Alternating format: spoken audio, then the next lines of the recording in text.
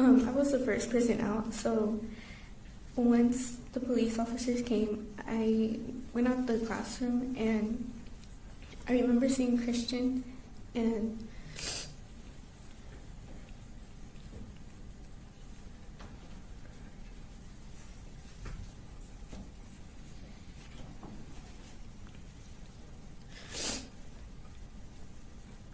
by the door there was like a wall pillar, and I remember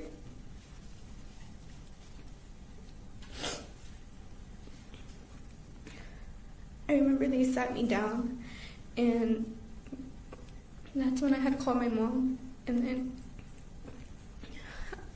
as I'm on the phone with her, I see Mason on the floor.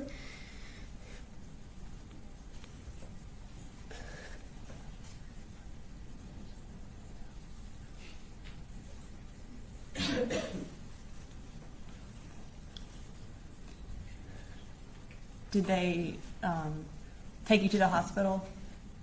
How did you get to the hospital? By an ambulance. And where were you shot? On my left shoulder. Okay. Do you remember about how long you stayed in the hospital? For about less than a week. And did you have to have surgery on your shoulder? Yes. Can you tell me about how long it took before you could kind of have normal activities with your shoulder again?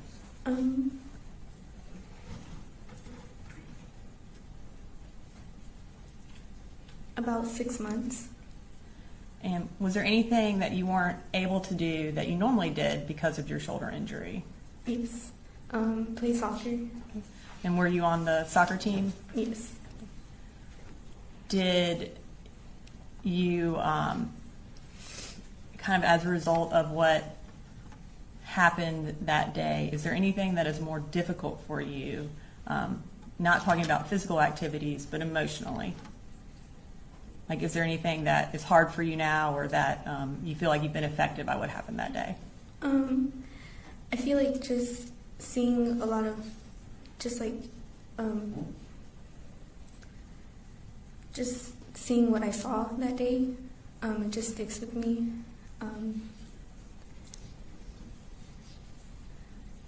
And not being able to trust certain people, or trust people. And have you been in counseling since this happened? Yes. Yeah, and are you still in counseling? Yes. I don't have any further questions, Melanie. Cross? No questions. All right. Thank you. You're free to go. State policy, please. I'm going to have to manipulate the screen up here. I think Now I'm manipulate the screen. I think because she had control of it, it kind of locked us out of changing things. Yes, sir.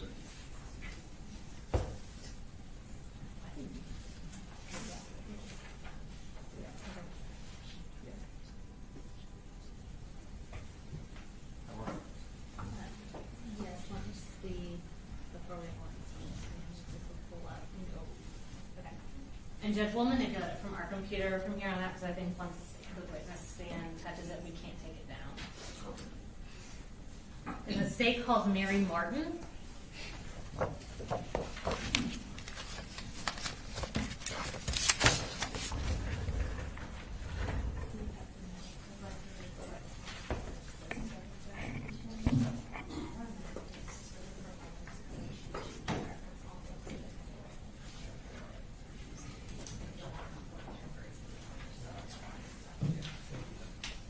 And then this will not go into evidence. This is just a reference.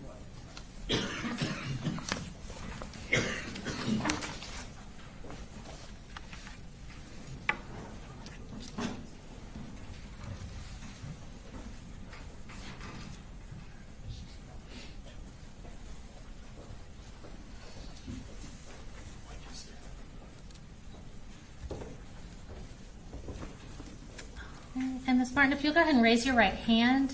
Do you swear or affirm any testimony you're about to give in the matter now pending before the court is the truth, the whole truth, and nothing but the truth, so help you God? Yes. All right. If you can start just by introducing yourself, tell us your name and where you're employed. My name is Mary Grace Talby, and I'm employed at Children's Healthcare of Atlanta at Arthur Blank Hospital. Okay. And was your name previously Mary Martin? Have you since gotten married? Yes. All right.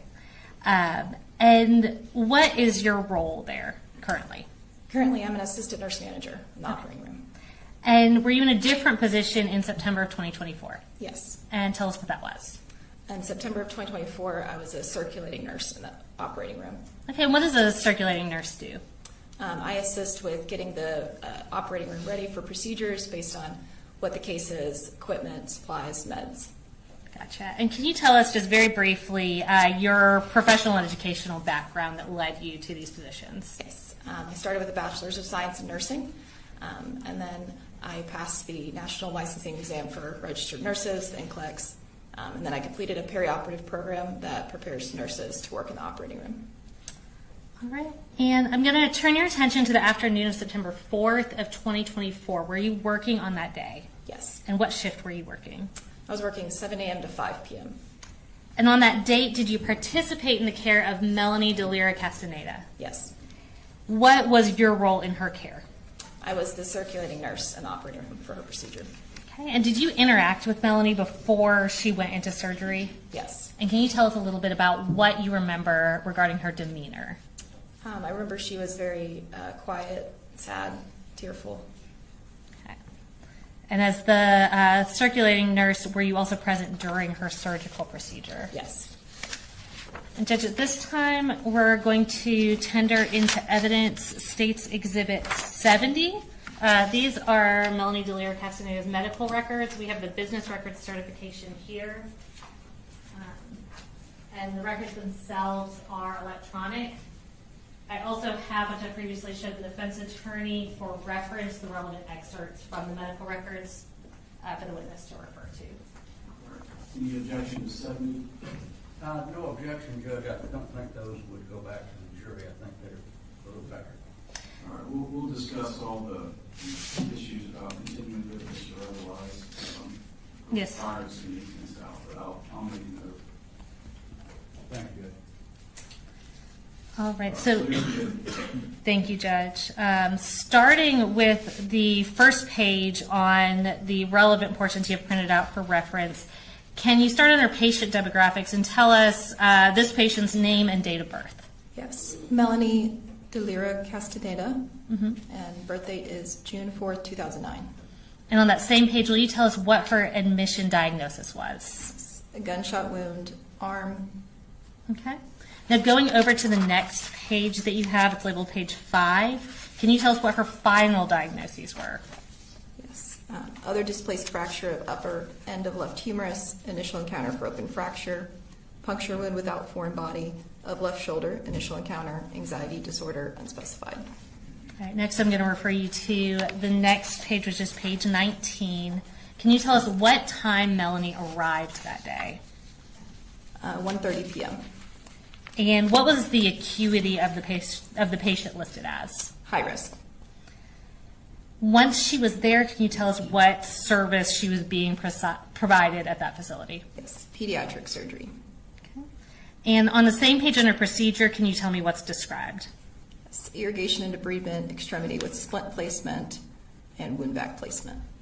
And I'm going to take you to the next page, which is labeled as page 285. And can you tell us what the surgeon's findings were that were documented there? Yes. Posterior entrance, anterior exit wound of left shoulder with significant damage to anterior deltoid musculature, fragmentation of the bone with significant peristeel stripping. All right. And I know you're not the surgeon yourself, but can you give us kind of just a basic concept of what this procedure was? Basic concept would be patient came in with a gunshot wound that came in through the back shoulder and exited through the front without any bullet fragments remaining. Okay. I'm next going to take you to the next page. It's labeled page 23. And did Melanie then have a subsequent surgical procedure 2 days later on September 6th? Yes. And was she still inpatient at that time? Yes. And can you read what's listed under procedure on the September 6th surgery? Yes. Irrigation and debridement, left humerus with closure, irrigation and debridement, incision and drainage of skin, subcutaneous tissue, muscle, and bone for open fracture, open reduction and application of a coaptation splint, complex wound closure after ellipsing out of the necrotic tissue. Total wound length was 6 centimeters. Open reduction, internal fixation, extremity upper. Okay. And very basically put, was this essentially a follow-up procedure to the September 4th procedure? Yes. Okay. Turning to page 261, when was Melanie discharged?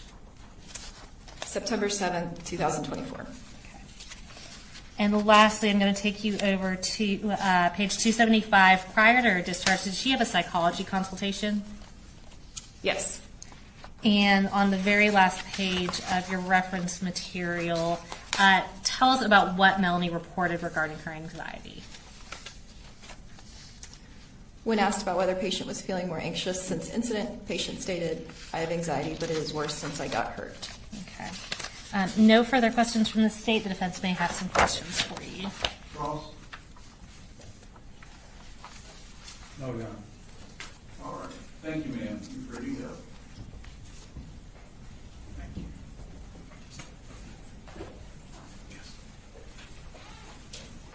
State calls next witness. The state calls Nautica Walton, and Judge, this next witness is a juvenile. All right. So to the media, same instructions, no recording, photographing, or otherwise the juvenile space. I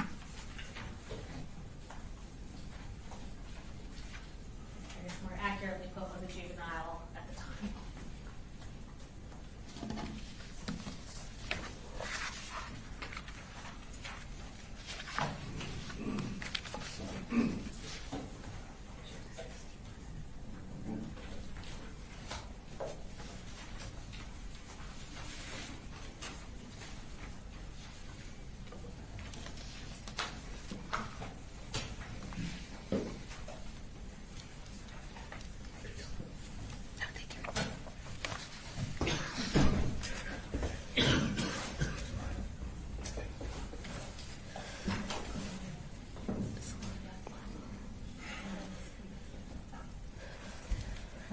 Hi, Nautica. I'm going to have you raise your right hand.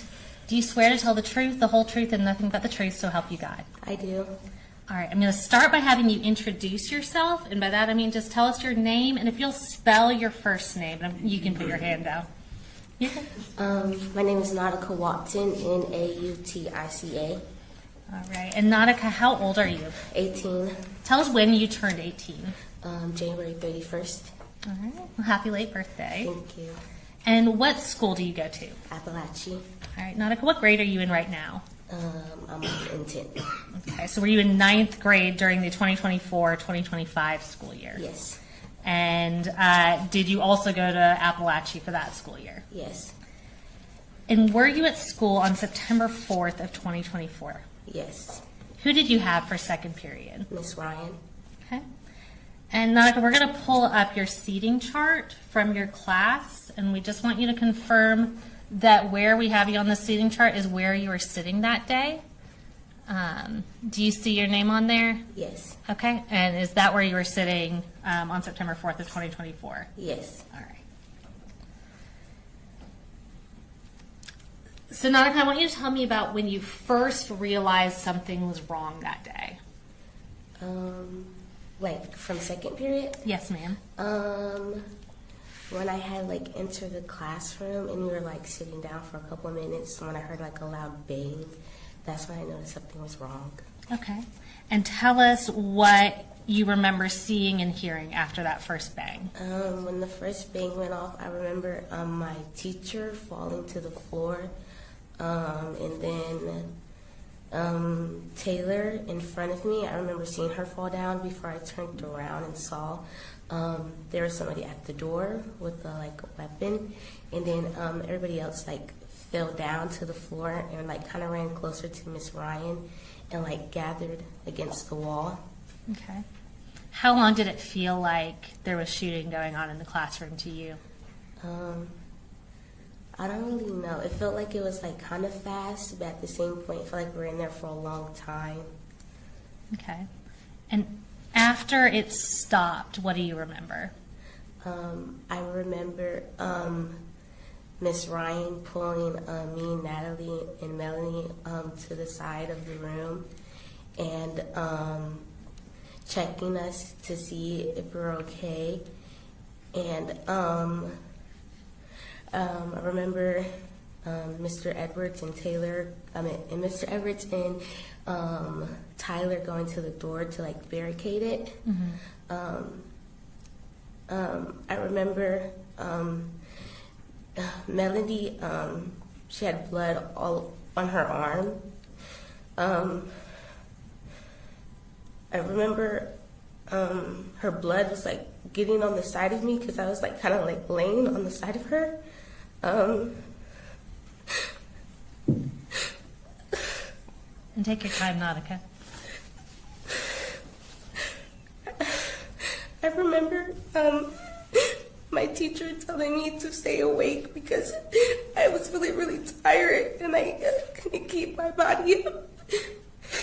I remember Natalie laying on the floor saying that she was hit and crying with a big puddle of blood. And I remember just really like, I felt like a really hot spot at the bottom of my leg. And then I reached down and noticed that I got hit. And then my friend Britney took off her jacket and wrapped it around my leg. And then I passed out after that. Okay. And Nautica, were you able to, or did you try to call anyone? I called my mom a couple times as soon as it happened. Our book bags were still at our seats. Usually when we first enter the class, Miss Ryan takes them up and put them behind her desk. But that day, me and Britney kept our phones in our book bag. So after the incident had happened, I asked Britney to get my phone while everything was going on because I couldn't move my body. I remember her crawling on the floor to go get it and bringing it back to me. And I called my mom several times, but I couldn't hear anything because everything was so muffled. Okay, so were you having trouble hearing after the shooting? Yes. Okay. And I'm going to show a few pictures to you. Did you look at these pictures before to make sure you recognized them? Yes. And are those accurate pictures of your clothes that day? Yes. All right. Judge, we would tender into evidence States Exhibits 94 through 97. No objection. 94 through 97. All right, and what we're going to do, we're going to pull up versions of that picture on the screen so everybody can see, and we're just going to have you tell us what we're looking at. Those are my jorts. Okay. And did they have to cut those off you when they were providing you medical assistance? Yes. Okay. And we'll show you, and that's 94. We'll pull up the next one. Is that the back of those same shorts? Yes. Okay. And I see a mark on there. Is that blood from your injury? Yes. Okay. And then we'll pull up 90. That's 95. We'll pull up 96. Is that a closer picture of those same shorts? Yes. And we'll pull up 97. And is that the inside of those shorts, that same spot from the injury? Yes. Okay. And Nautica, do you remember how you left from the school? I remember being like drunk, like dragged out in the hallway. I was kind of in and out of it, but I do remember like them cutting, like the emergency people, like cutting up my clothes and like putting this like really tight bandage around my leg, and then putting me on a stretcher and carrying me out to the ambulance. And then once I got out there, I passed out again, and I woke back up when I was in the ambulance and we were driving. All right. And who else was in the ambulance with you? Melanie. Okay. And this injury to your leg, does it still affect you to this day? Yes. Tell me how. I can't play any sports because it messes with my nerve. My leg gives out sometimes. I have like random flares. When it's really cold outside, it's like kind of hard for me to function because like my leg gives up sometimes and stuff like that. So I don't do sports or anything. Okay. And is that something that you used to enjoy doing that you haven't been able to do? Yeah. Okay. How has this affected you mentally and emotionally since this happened? I'm very paranoid. I don't like being in front of the doors at school. I like don't use the bathroom at school. I always stay with somebody very closely. After the incident happened, a couple months after, I had nightmares, like mostly every night. I say I became kind of more distant from my friends, and I kind of became like more like depressed and like sometimes wanting to harm myself. All right. I don't have any more questions for you, Nautica. Thank you so much. I'll come get those pictures from you. Carl? No question, Jeff. All right. Thank you. Hayden calls next. State calls Nick Ridge.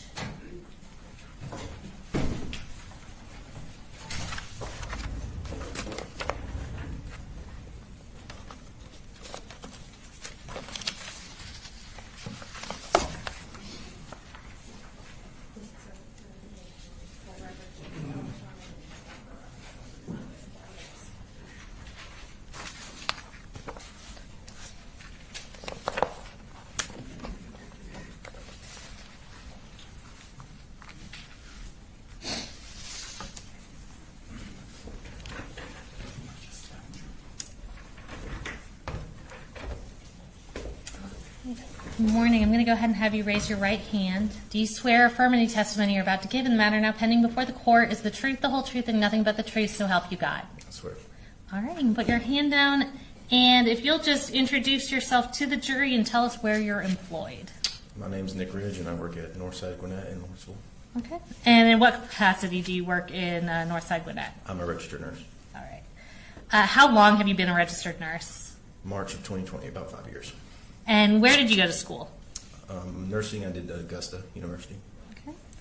And what are your current duties as an RN there? Currently, I'm a critical care float nurse, so I work in the ICU and the ER. And were you working there in the same capacity on September 4th of 2024? No, at that time, I was a team lead in the ER and a trauma nurse. All right. Turning your attention specifically to the afternoon of September 4th of 2024, were you working on that date? I was. And what shift were you working? 7A to 7P. And did you participate in the care of Nautica Walton? I did. All right, I'm going to introduce under the business records exception into evidence Nautica Walton's medical records. The records are electronic on the hard drive. This is State's Exhibit 93, and this is the business record certification. And I'm going to provide for your reference some printed out relevant portions from those records. Any objection to that? Same objection, Judge, to going out to the jury. We'll discuss that later. 93 submitted in evidence. So regarding Nautica Walton, what role did you have in her treatment? I was the primary trauma nurse that day. All right. I'm going to get you to speak up just a little Sorry. bit. You're fine. There's a microphone right in front of you. So referring you first to that first page is labeled page 5 of the records. Mm-hmm. Can you give us her full name and her age as of September 4th of 2024? Nautica Walton, 16-year-old. And what time did she arrive that day? 11:17 a.m. Now, going over to page 6 of those records, can you tell us what the reason was for her hospital visit? A leg gunshot wound. Now, I'm going to have you turn to the next page. It should be labeled page 14 of those records. Mm-hmm. Can you read what was documented under history of present illness? Sure. Trauma Jasper 14 is a 16-year-old female patient assigned to room trauma 1 who presents to the ED with a gunshot wound to her left thigh. Per EMS, the patient was shot with an assault rifle but unknown caliber. EMS states that the patient was ANO4 on scene and bleeding was controlled. EMS reports her most recent blood pressure was 92/56. The patient currently rates her pain at 10 out of 10. Okay. And what's ANO by 4? Alert and oriented. Okay. On the next page, page 15, can you tell us what was documented under lower extremity? Yeah. Penetrating injury to the posterior mid-thigh, no active bleeding, abrasion to the left proximal buttock and left upper thigh. Full range of motion, pulses, and sensation are normal. Okay. And did Nautica also get an x-ray?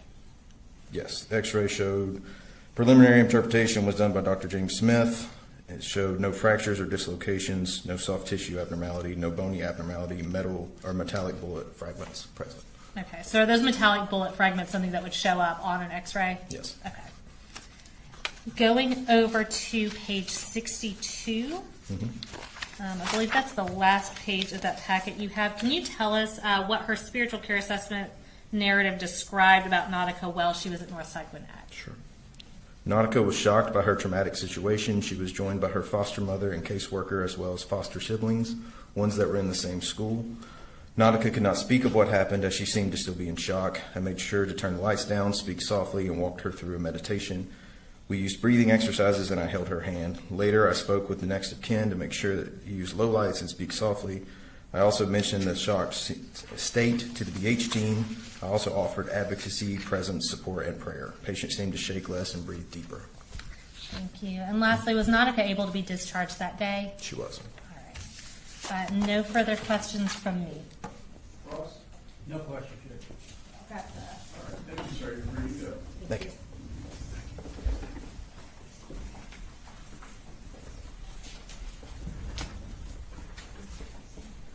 State call stand, please. The state calls Taylor Jones.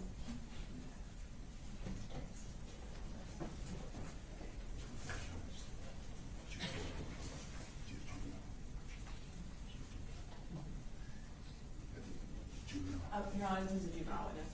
All right, media, same precautions. We have another juvenile testifying.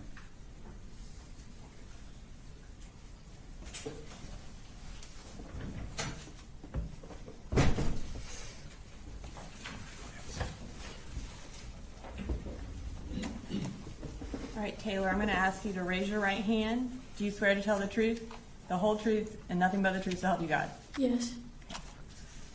Can you introduce yourself to the jury? And by that, I just mean tell us your name. Taylor Jones, And how old are you, Taylor? 16, And when did you turn 16? October 14th, Of 2025? Okay. And what school do you go to? Apalachee High School. Were you at Apalachee High School during the 2024 and 2025 school year? Yes. And what grade were you in? 9th,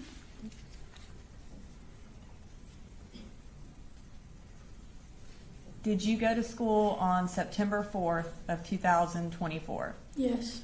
Okay. Do you remember who you had for second period? Miss Ryan, And what type of class was that? Algebra 1.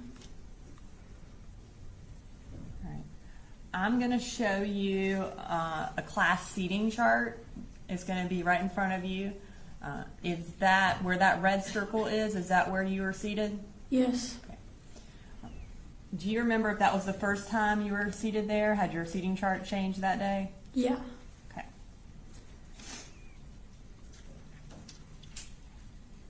On that day, while you were in class, do you remember kind of what drew your attention to something being wrong?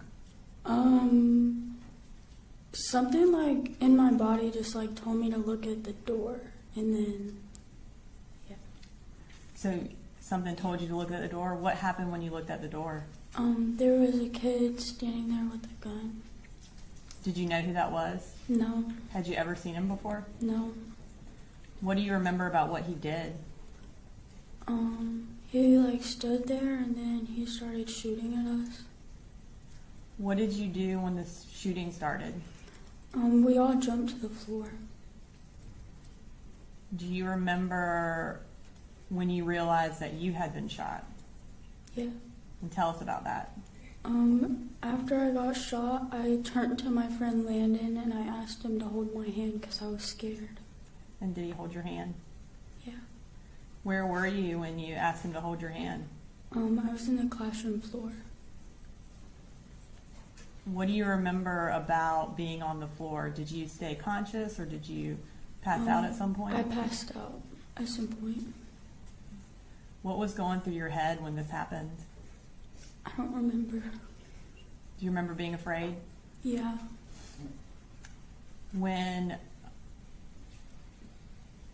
How long do you think it took before you were taken out of that classroom?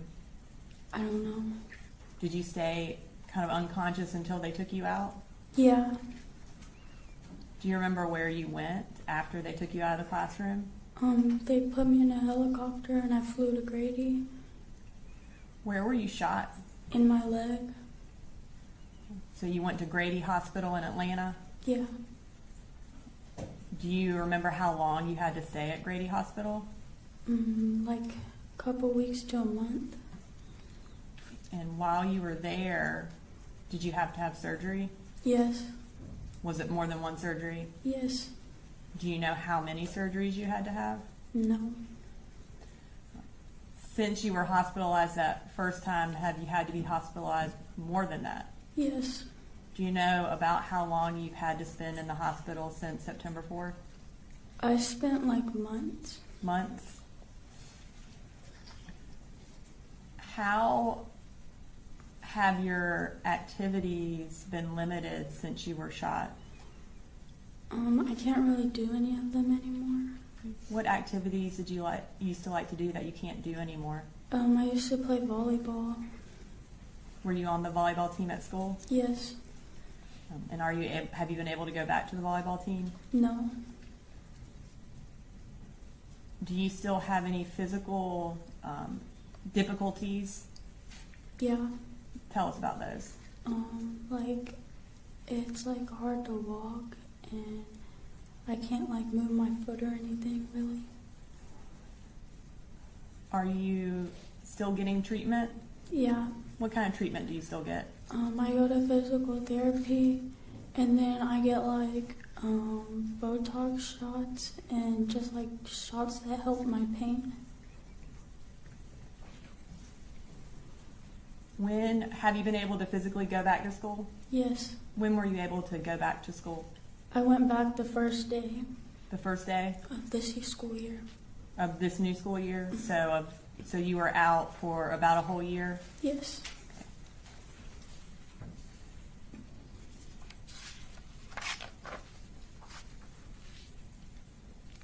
In addition to having to go to physical therapy, do you also go to counseling? Yes. So beyond the physical injuries you've described and your physical limitations, can you tell us about how else this has affected you? I don't know. Okay. And that's okay. Are you nervous today? Yeah.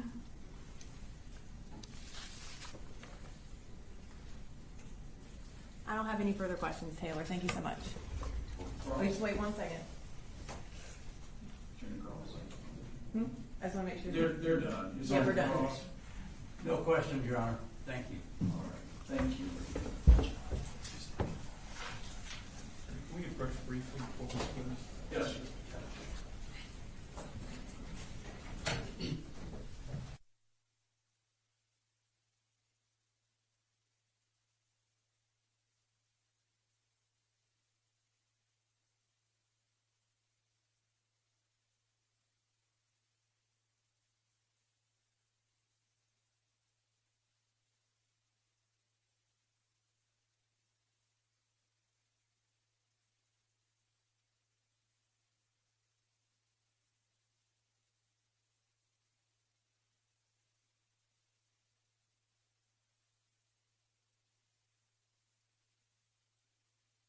Griffith to the stand. And Your Honor, she is also juvenile for the purposes of your order. Thank you. All right, same instructions to the media. You are not to photograph, record, or transmit anything regarding the child's case.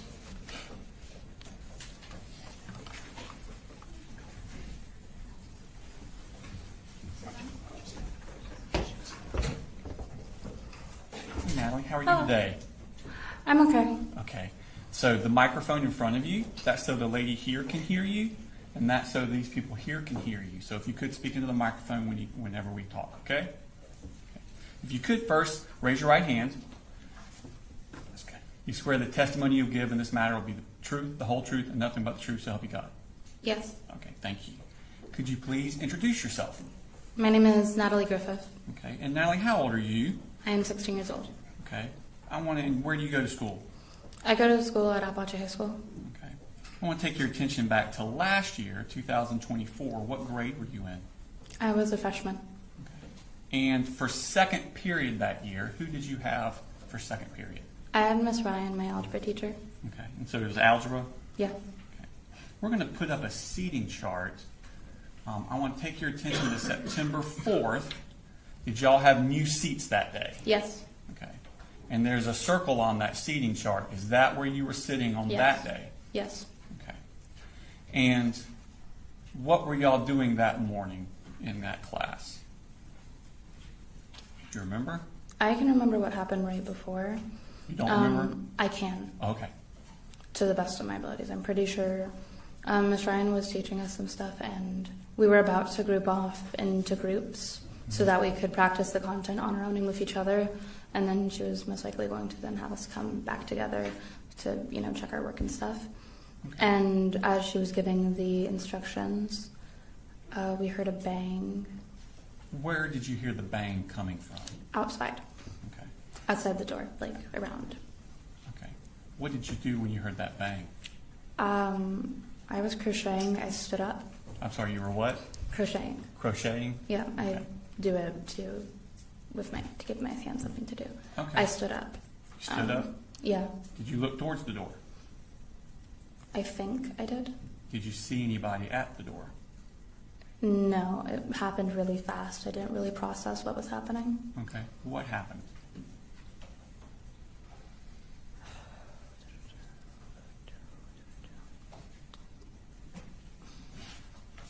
It happened really quickly. I'm pretty sure there were gunshots, but the thing is, my brain didn't process any of the sounds that were coming into my ears.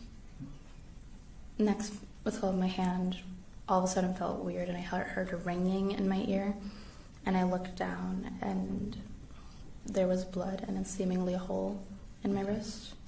I wanna- And around right up here, it was hurting. You And I- said that you're speaking softly, so I'm just going to repeat a Sorry. little bit. You said you felt a tingling in your arm, or It was painful, but it felt weird. okay. And It which arm was was- this? Hmm? Which arm was My it? left. Okay. That's the first thing you remember was the pain in your arm, that weird feeling. Yes, it was painful, but it was also like an absence of feeling, Mm-hmm. like something almost frozen off, but not cold. Okay. And what happened after that? Afterwards, I started to scream. I was screaming that I got shot. I got shot. I was yelling that I was When getting did you shot. first know that you got shot? When I looked down at my wrist and I saw it. What did you see? It was very blurry because it was very quick. Mm-hmm. I think I was subconsciously trying to not. Once I registered that it was blood and what exactly it was, my brain kind of blocked it out. Okay. And I knew what it was. It was a hole. There was a hole? Right. Where in your arm was the hole? Okay. So kind of the wrist and towards your elbow? Yes, and then I didn't know this at the time, but I had also had another one up on around my shoulder. Mm-hmm. So you were shot more than once? Yes, seemingly twice. Twice? Yes. Okay. So you've now noticed you've been shot, and I think you said you were screaming? Yes. What were you screaming? I got shot. I'm a kid and I got shot. Okay. And what happened at that point? It was very quick. I think I fell over, or Miss Ryan was telling us to get down. Mm-hmm. I can't remember anything that anyone really said. I might have blacked out for a moment, but I was at some point I was on the floor and I was laying down Okay. Where about in the room were you on the floor laying down? on the side of the wall. Okay. Was anyone with you? Yes, Who was with you? Miss Ryan. Okay. And what was she doing? She was holding my hand. I'm pretty sure she made a tourniquet. I wasn't really looking because I was trying to not see it. Mm-hmm. I think she was making a tourniquet, or she was covering my hand so that I wouldn't see it. Could you repeat the question? That's fine. So you're laying there by the wall, and Miss Ryan's with you. Yeah. Do you move away from that wall before anyone, like medical people, get there? No, I couldn't get up. Did you see I blacked anything out else for a that bit. was happening around the room while you laid there? Yes, but also no. I was kind What do you of. remember? I remember afterwards when things settled down, Mhm. I was looking around the room. I saw the plushie that I would use, what's called as like a fidget toy, Mhm. across the room, and it was laying down, and there was a splatter of blood on it. A fidget toy? Yeah, I saw I saw Coach Edwards, and I think Tyler. I'm not sure. They were barricading the door, moving desks and chairs in front of it. Okay.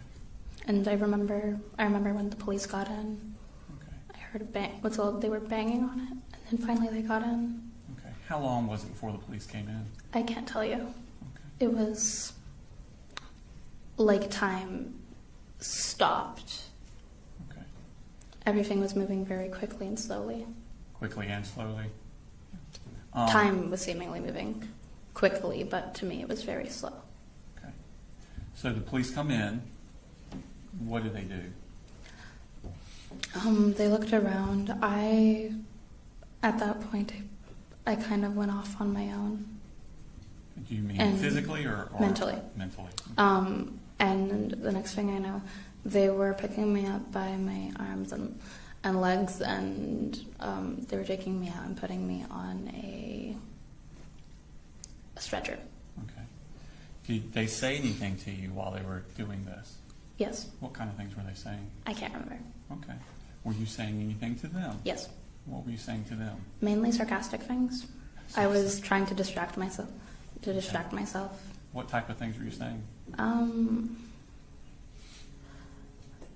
I remember my Crocs. They were starting to slip off, and I asked one of them to try and push them back on, but I didn't communicate that correctly, and so I instead ended with them like thinking I wanted them to take them off, so they were thrown across the room, and I thought I would never see them again. They took your Crocs off? Yes.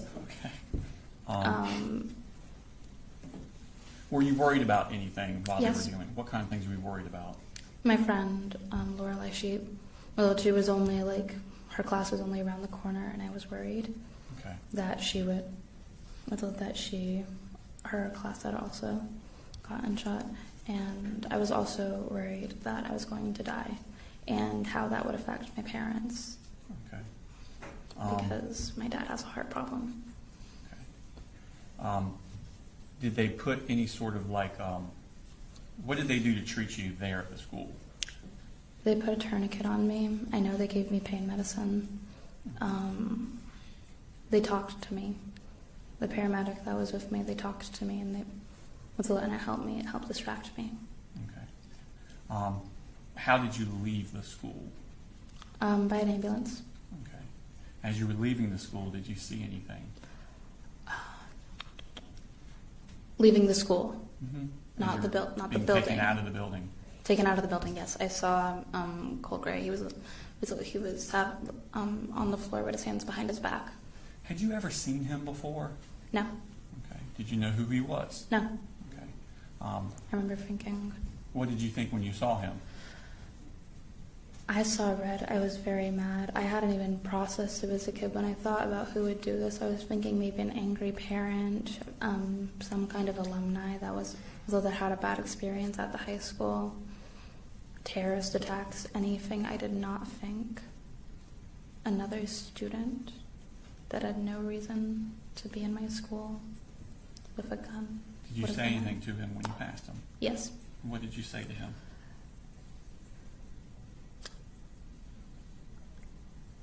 Am I allowed to say that? And Yes, ma'am.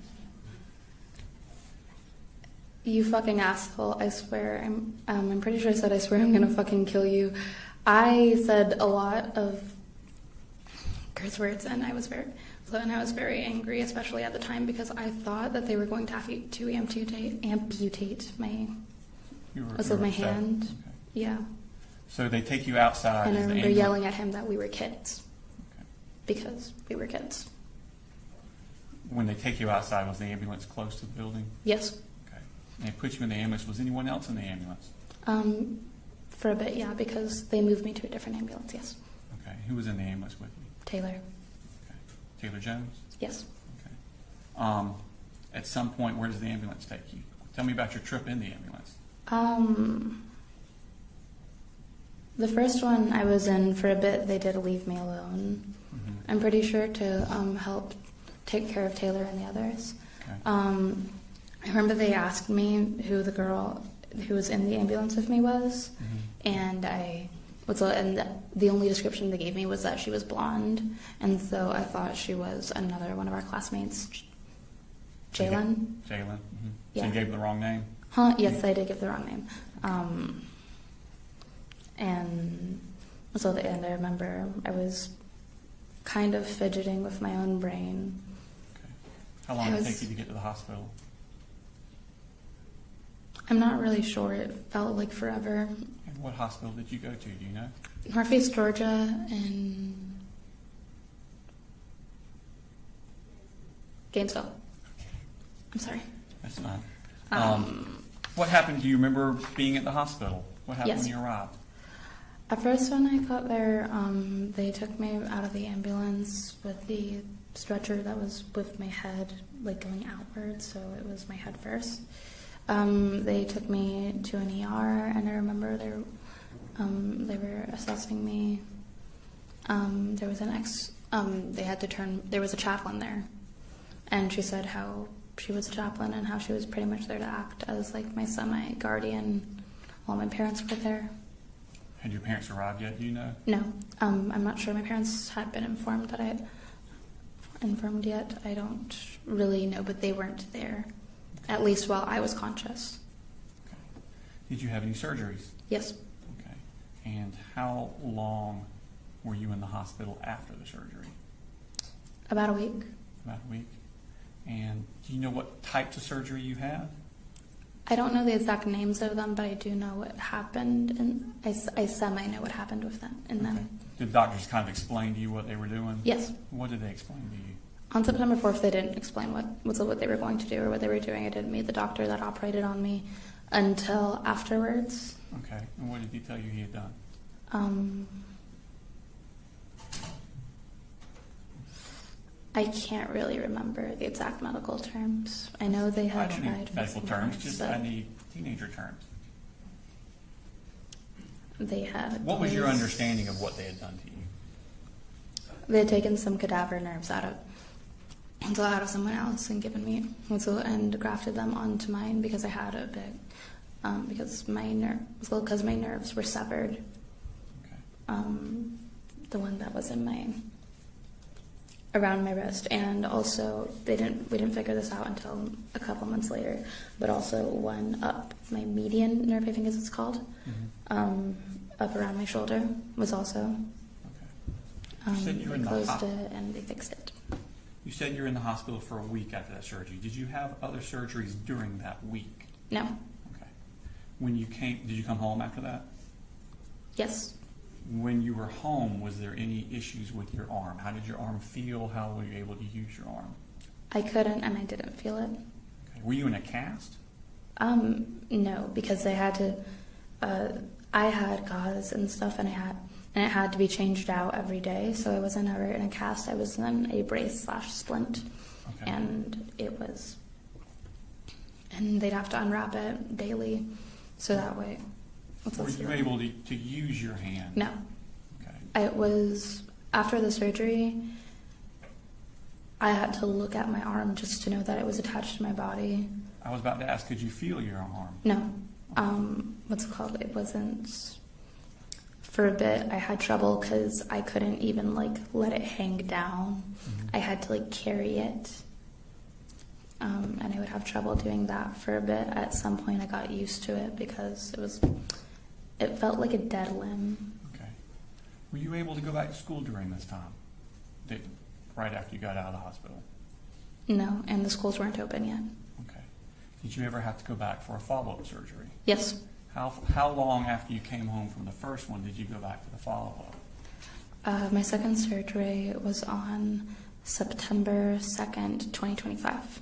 So a year later? Yes. Oh, okay. They wanted me to heal as much as I could by myself, before they went in, and they did anything else, because if I could heal by myself, they didn't want to put me through the... Okay, well then let's go back a little bit then. During that year, did it start getting better, your use of the arm and the feeling in your arm? Yes. Okay, tell me about that.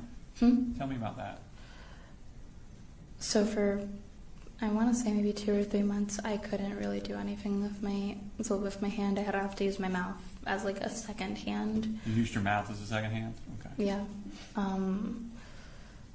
I can't tell you exactly how many months from the shooting had been till I was able to move I could semi-move my fingers afterwards, but it didn't feel like it. Like my brain was sending signals to my hand, and they were receiving them, but I couldn't really tell. It felt like they weren't moving. Okay. And it wasn't until I look at it and I'd see that it was moving that I knew, like, oh, that is working. Were you doing physical therapy at this time? Yes. What kind of things were you doing for physical therapy? It was a lot of stretches in the beginning. I couldn't physically move my hand. I couldn't move my wrist until maybe 6 months, maybe. I'm not sure. That's probably not the right time span. I couldn't move my wrist at all by myself. By myself, moving it up or down. Okay. And so at some point you went and had this second surgery in September 2025. Yes. What were they telling you they were going to do? They took sural nerve from my left calf, a sensory nerve that I didn't really need, and they mixed it in with with the cadaver nerve nerve graft they had given me on September 4th, because since it's sural nerve, it's on foreign DNA. Okay. And so my body was less prone to reject it. Since it was yours, it was. Okay. Yes, because I'm the cadaver nerve. How long did you stay in the hospital after that surgery? I left the day of. Day of. Okay. Yes. Since that time, have you noticed a difference? Has it been getting better? Yes and no. Okay, well tell me about the yes first. I'm using my hand more. Even if you see now, I'm actually fidgeting with my hand. Okay. Before, it would just kind of sit off to the side, or I'd sit it in my lap and only use my right hand. Okay. I'm able to use it more now. Can you feel better? But also, Can you feel your fingers better than you did before the surgery? I want to say yes. It hasn't been long enough really to see any effects. The main thing that I notice after the surgery now is it's now fully healed, because after the surgery it was a lot of waiting, just for it to close up and me to get back to what I was doing before I had it. Okay. And then I want to say I use my hand more now. Okay. And you also said no, it's not better in some ways. What was that? Just that I can't see. Like how their faces change a lot over time, but you don't really notice that change in your face, but everyone else will. Okay. Just because I'm living with it every single day. I don't really notice because it's gradual and small over time. Today, are there limitations of what you can do with that? Yes. And what are those limitations? I can't text. I can't move my thumb outwards, which you use a lot. Opposable thumbs are important. Yeah, I don't have an opposable thumb. My thumb can go like that. I don't have complete independent finger function. If you see, I can't move my fingers. So you can't move one at a time? Yeah, they can't. They can move together, but which makes doing a lot of fine motor tasks extremely hard. I can't tie my shoes. How stuff about like that. Pain? Is there any pain today? Today, no. It was after the shooting. I had a lot of pain, and it slowly quieted over time. When I do have it, it's not constant and consistent. It's sharp and sporadic. I'm trying to think of an analogy, but I can't find one. Just it happens sporadic and randomly, sharp pains in my wrist, my thumb, and stuff like a needle coming out of my skin. Okay. So Natalie, we talked a lot about your physical limitations and healing. What about your emotions? What were they like directly after? Did you have some emotional issues after this? I'd like to say yeah. I'm sorry. I'd like to say yes. In what way? Afterwards, I couldn't place where my emotions were. If you told me how I was feeling, I would say I was okay or I'm fine, because I couldn't find the correct adjective to use. Okay. I guess now I would use the word distraught, Dazed. I couldn't. I had PTSD afterwards. Even now, my brain now goes towards possibilities, and just everyday things. Driving, I think someone could crash into our car right now, send us flying off the road, and we could all die. When someone knocks on the door in my classroom, I think, do they have a gun? Before I think, oh, it's Alex coming back from the bathroom. I'm just using a random name. We talked about you doing physical therapy for your physical limitations. Are you doing counseling for your emotional issues? Yes. Okay. And how's that going? It's going good. I haven't had any in about 2 months, but that's just personal stuff with scheduling. But I'm going to be back in counseling soon. Okay. And I was in therapy before the shooting as well. Okay.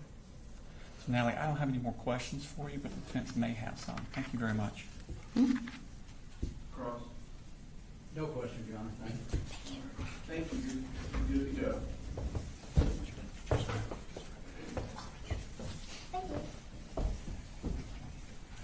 Call us next week.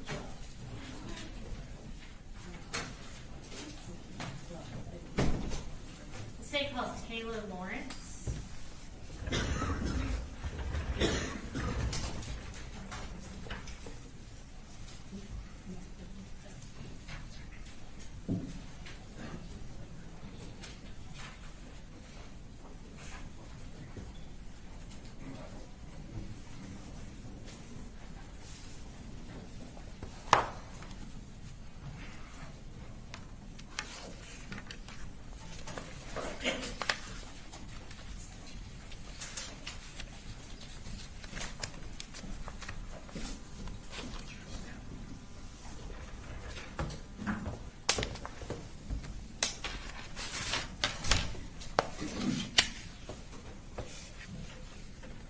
If you'll go ahead and raise your right hand.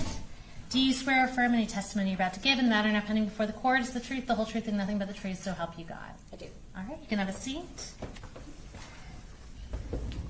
And if you want to start just by introducing yourself to the jury, tell us where you're employed.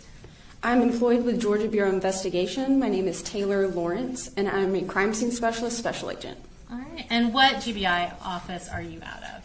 I'm out of Region 8, Cleveland. Okay. And even though you work out of Cleveland, did you provide assistance in the Apalachee High School shooting investigation on September 4th of 2024? I did. And how did you become involved with that? I interviewed Natalie Griffith. Okay. And where did you respond to do that?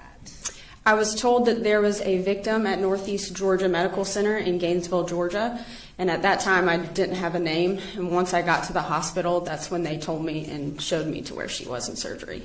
All right. And in your capacity at the GBI, was your office and other outside offices coming into Barrow County and the surrounding hospitals to provide assistance to law enforcement on that day? We did, yes. So when you first got to Northeast Georgia Medical Center, were you able to speak with Natalie initially? Oh, I'm sorry. I was not. No, she was in surgery when I arrived at the hospital. Okay. Did you speak with a nurse who was familiar with Natalie's treatment? I did, yes. And did that nurse also provide Natalie's clothing to you? She did. Okay. And what did you do with the clothing once you received that from the hospital employee? When I found the clothing, it was in a plastic bag that the nurses had put all her clothing in. And at that time, I went through the bag to see what clothing was in there and what items were in there. I then photographed a couple of them just to get an idea of what was in the bag. Okay. And was the clothing subsequently put into evidence? It was, yes. Okay. Even though Natalie was in surgery when you first arrived, were you later able to speak with her that day? I was, yes. And tell us about what her demeanor was like on September 4th. The interview on September 4th, she was very mad. She was very ready to go, kind of upbeat. She had a good attitude about healing, but she was mainly mad. She couldn't recall everything that happened, mainly because her back was to the door. But I just remember her being very upset. Okay. And on that day, did you also have an opportunity to photograph some of her, not the primary wound that was performed surgery on, but some of her other visible injuries? I was, yes. Okay. And before we go into the pictures that you took, did you speak with Natalie a second time on a subsequent day? I did, on Friday. Okay. So that'd be 2 days, I guess, after the shooting? Correct. And tell us about her demeanor that day when you saw her that second time. During the second interview, she was much more soft-spoken. I had to kind of ask her more in-depth questions to get her to talk about it. She seemed more traumatized, like it had set in what had actually happened to her. And her and I actually had a cry spell together as well. So. Okay. So it was an emotional time for everybody involved. Okay. Yes. I'm going to show you what's been marked as States Exhibits 80 through 92. And if you'll just flip through those and tell us if you're familiar with those photographs.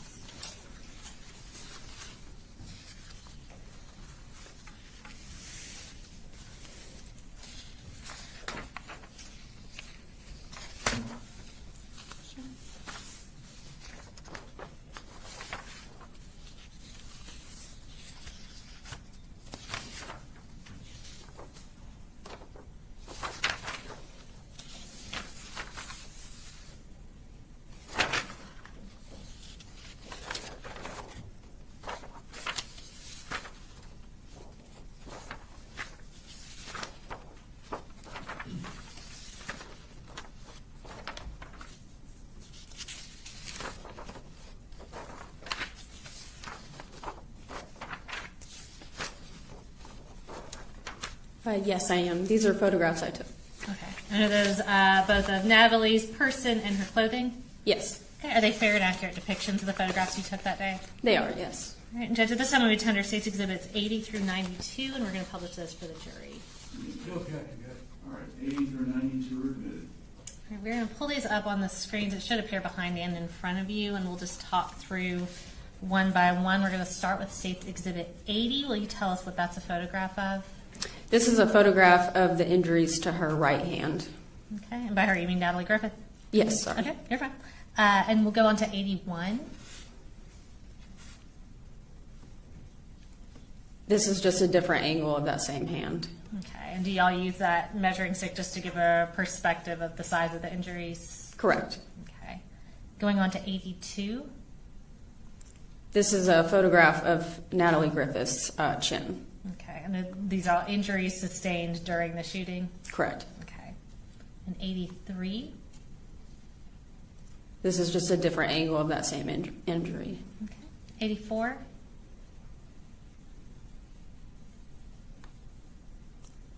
This is a photograph of her chin and then as well as injuries to her chest and neck. And 85. This is a photograph of the jeans she was wearing when she was shot. And 86. This is a photograph of the back of the jeans. Okay. And 87. This is a photograph of the t-shirt that Natalie was wearing when she was shot. Okay, and we see the damage done to the shirt. Is it your understanding that damage is from the shooting? I believe part of it is EMS. When they responded to her, they cut some of the shirt, but that is the area where the bullet wound was, and then there's also a hole near the neckline as well that is a bullet defect. Okay. And 88. This is the neckline bullet defect. All right. And can you point on that screen behind you? And it's kind of hard with the black shirt where that defect is. Perfect. Thank you. And 89. This is a photograph of the inside of the t-shirt. I'm just photographing all sides of this defect. Okay. States 90. This is the bra that Natalie was wearing. Okay. And 91. This is a mid-range view of a bullet defect in her bra. Okay. And 92. And here I'm just showing how large the hole was. And I do not have any additional questions for you, but the defense may have some. I'll come grab this. No question, John. All right, thank you. Here you go.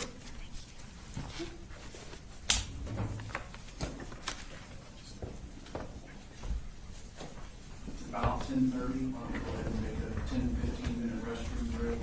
I'll discuss the case. Do your research.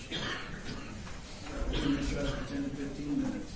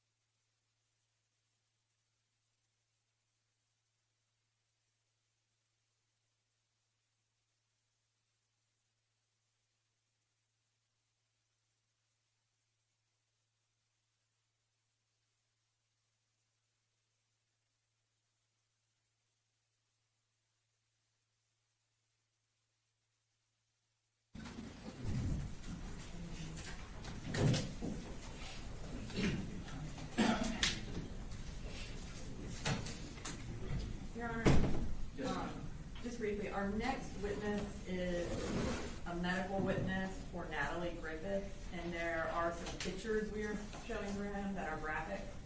So I just wanted to, I guess, put it on the record for the purposes of the media not reporting it, and for anyone in the audience to know that there will be some graphic pictures being shown.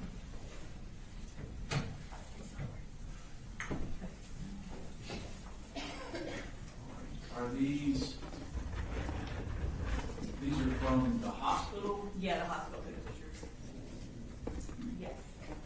Just trying to remember. I'm a little concerned about the photographs of the minor even being shown. So, As in, they're prohibited from showing photographs of a minor?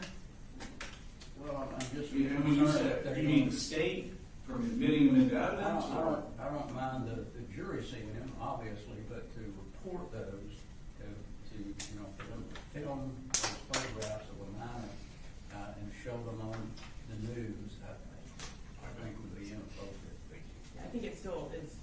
And I mean, I can always just, I guess, have the medical records go around with the jury, but is there a way to blank that screen out and just have those screens show? I thought there was, but apparently there's not.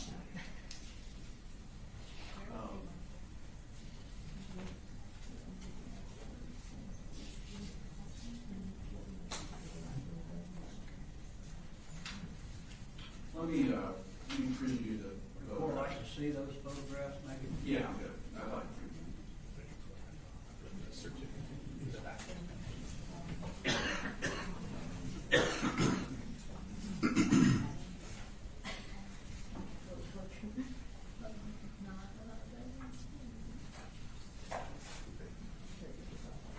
Yes, my problem with it, we're very cautious about showing their faces, but there's no problem with showing their injuries.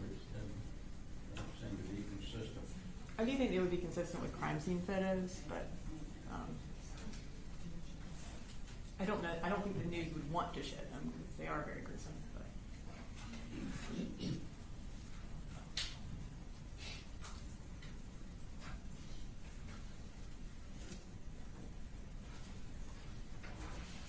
All right. Yeah, I don't know that they were discussed directly on point at our Friday motions.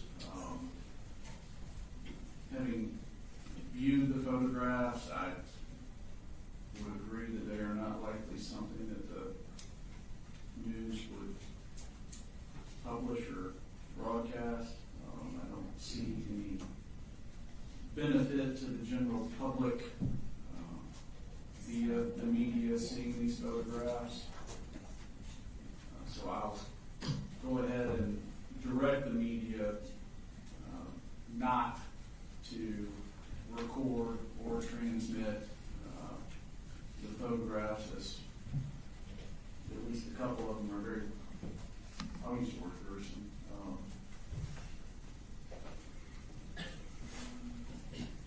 All right. Thank you, Judge. Yes, sir. Are we otherwise ready for the jury if they're ready? Yes, Your Honor. Can we have 2 minutes? Yes.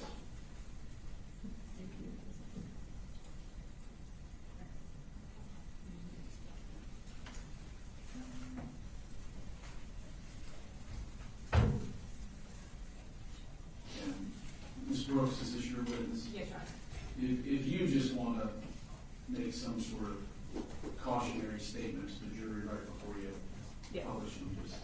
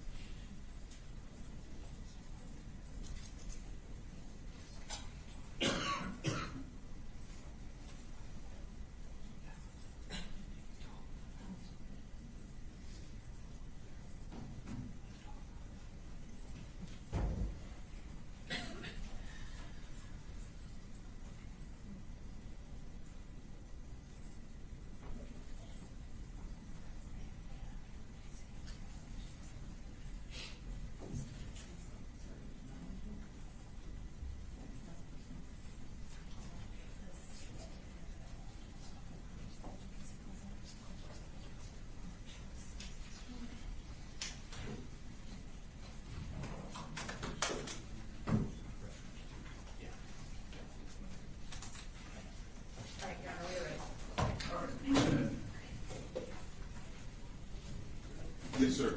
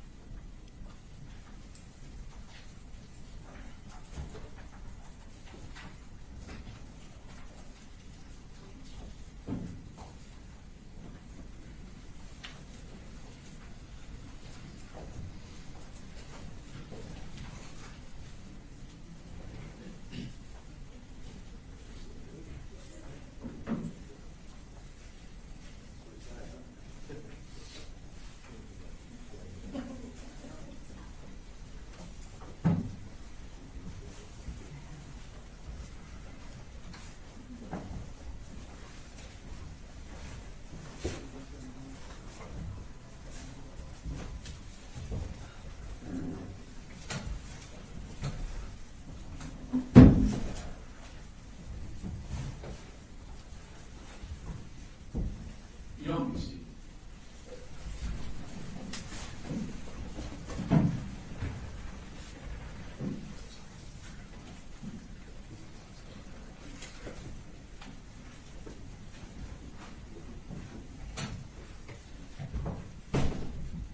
Sorry, we had a minor technology issue we had to work out. State calls next week. The state calls Sydney Garner.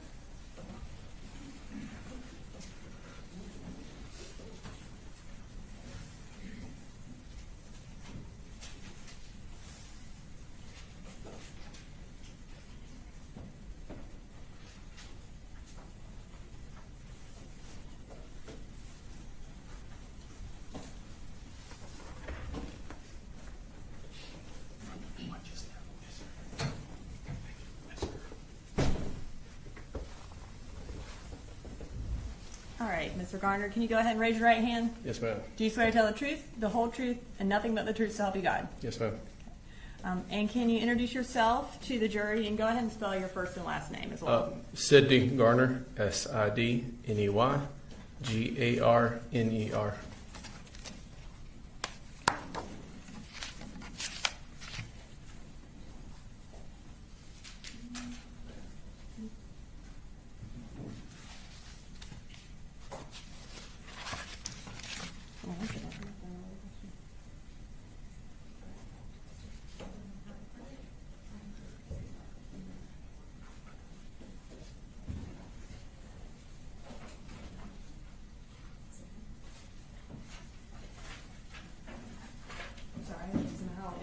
Throwing away your questions.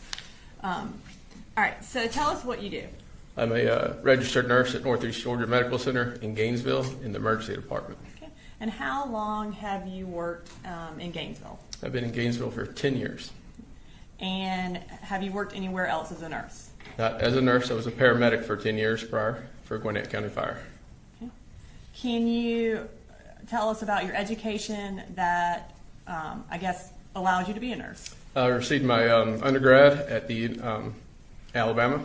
That was my BSN. Then I got a master's at the University of Alabama at Birmingham. Okay. And they still let you work in Georgia? Yes. All right. So you said that you were fireman and EMT prior to becoming a nurse? Yes, ma'am. In that profession, did you have the occasion to come across emergencies, gunshot wounds, that sort of thing? Yes, ma'am. Okay.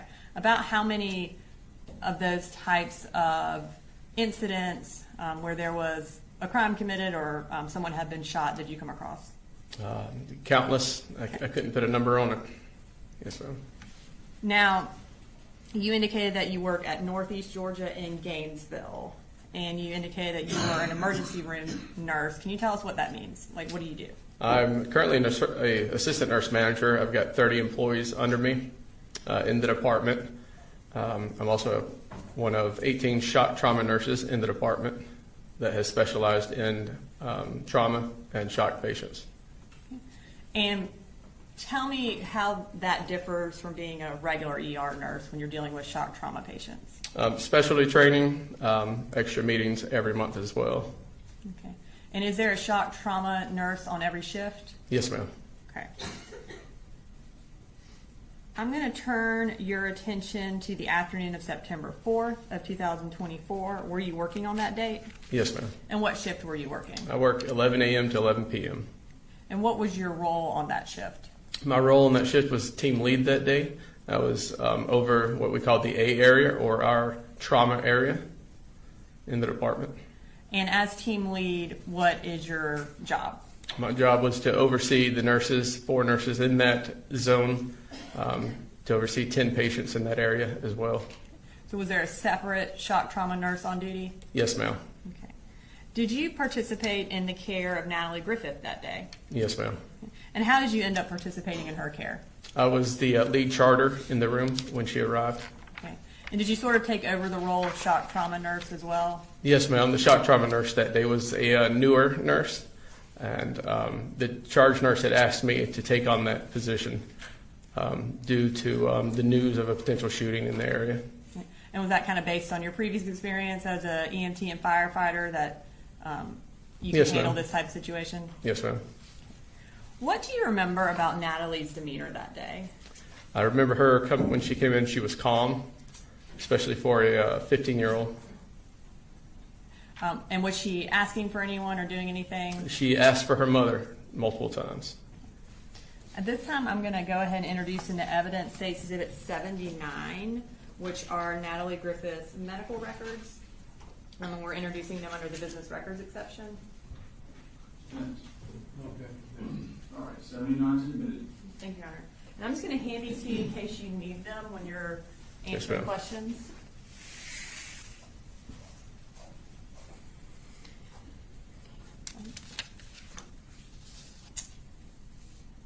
Can you tell us what time Natalie arrived at the hospital? Natalie was registered in the emergency department at 12:01 And how was she transported there? by ambulance. Did you participate in assessing her when she arrived at the emergency room? Yes, ma'am. And how old was she? Natalie was 15. Can you describe what her injuries were? Yes, ma'am. Natalie had appeared to what be a graze wound across the top of her left breast, a penetrating wound to the upper left arm on the medial and lateral side, also a large wound to the left wrist. And when you say graze wound, can you tell us what you mean by that? It appeared something had cut through the tissue of the top of the left chest. It did not penetrate in, but it was kind of filleted open. And can you tell us what you mean by penetrating wound? What we assumed to be a GSW at the time, a gunshot wound. And I think you indicated that there was a lateral and then... Yes, ma'am. There was a wound to the medial side of the arm and the opposite side of the arm. And in terms potentially a entrance and exit wound. Okay, so an entrance and exit wound of a gunshot. Yes, ma'am. And you also indicated there was another wound on her wrist. Yes, ma'am. And what was the cause of that wound? Most likely a GSW. And again, GSW is shorthand for gunshot wound? Gunshot wound, yes, ma'am. Is that a term that y'all use? Yes, ma'am.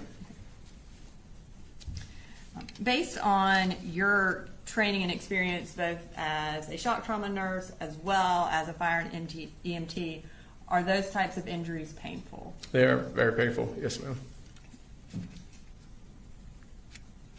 And based on the location of the gunshot, was it possible that Natalie could have lost the use of her arm? Potentially, yes, ma'am.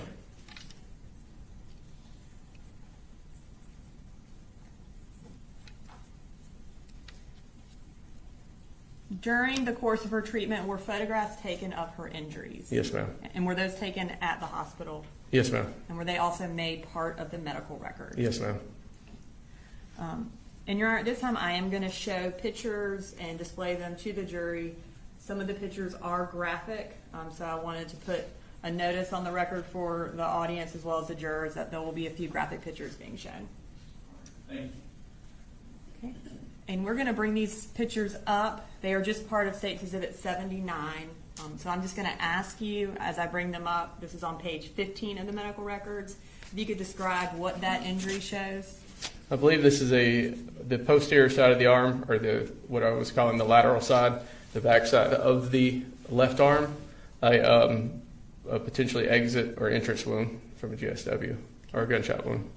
And we'll move to the next page, which is page 16 of State's Exhibit 79. And can you tell us what that shows? Yes, ma'am. This is the larger wound that you see towards the middle is what I told you was like the graze wound, where it was kind of laid open. And then that is another penetrating wound just above the orange tourniquet on the arm. That could have been an exit or entrance. Okay. And I assume there was no bullet or bullet fragments found in her arm, suggesting that it exited. Is that correct? That is correct. Okay. All right, we'll move to page 17. All right, can you tell us what that shows? This is the left anterior wrist. All right, and again, that is an apparent gunshot wound? Yes, ma'am. And we'll move this to page 18. It's a different angle of the same wound. Okay, thank you. And there's one more on page 19. And same wound, yes, ma'am. Okay, thank you. As far as the injury to the wrist, was it also possible that she would have lost the use of her wrist based on that injury? Yes, ma'am.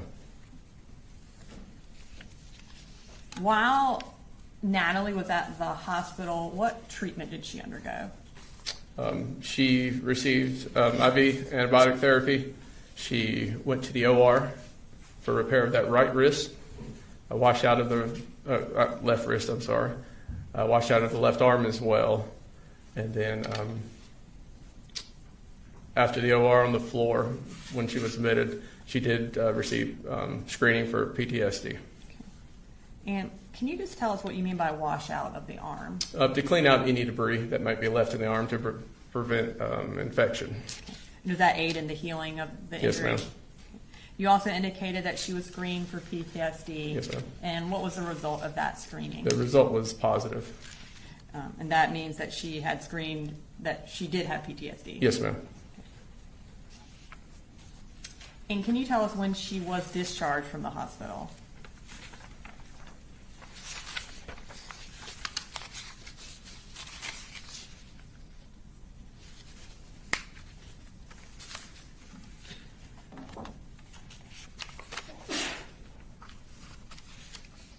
I believe it's on page 1. Is it on page 1?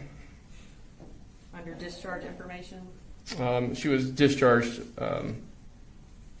September 25th at 12:39 in the afternoon. Okay. Thank you. Yes, ma'am. I don't have any further questions. All right. Cross? No questions. All right, thank you, sir. Thank you.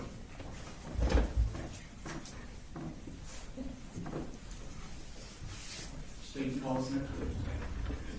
State calls Jackson Beaver, and Justice is a juvenile. All right, resume the media. We have the juveniles at time, so the same instructions regarding no filming or photographing or broadcasting anything about the witness's face.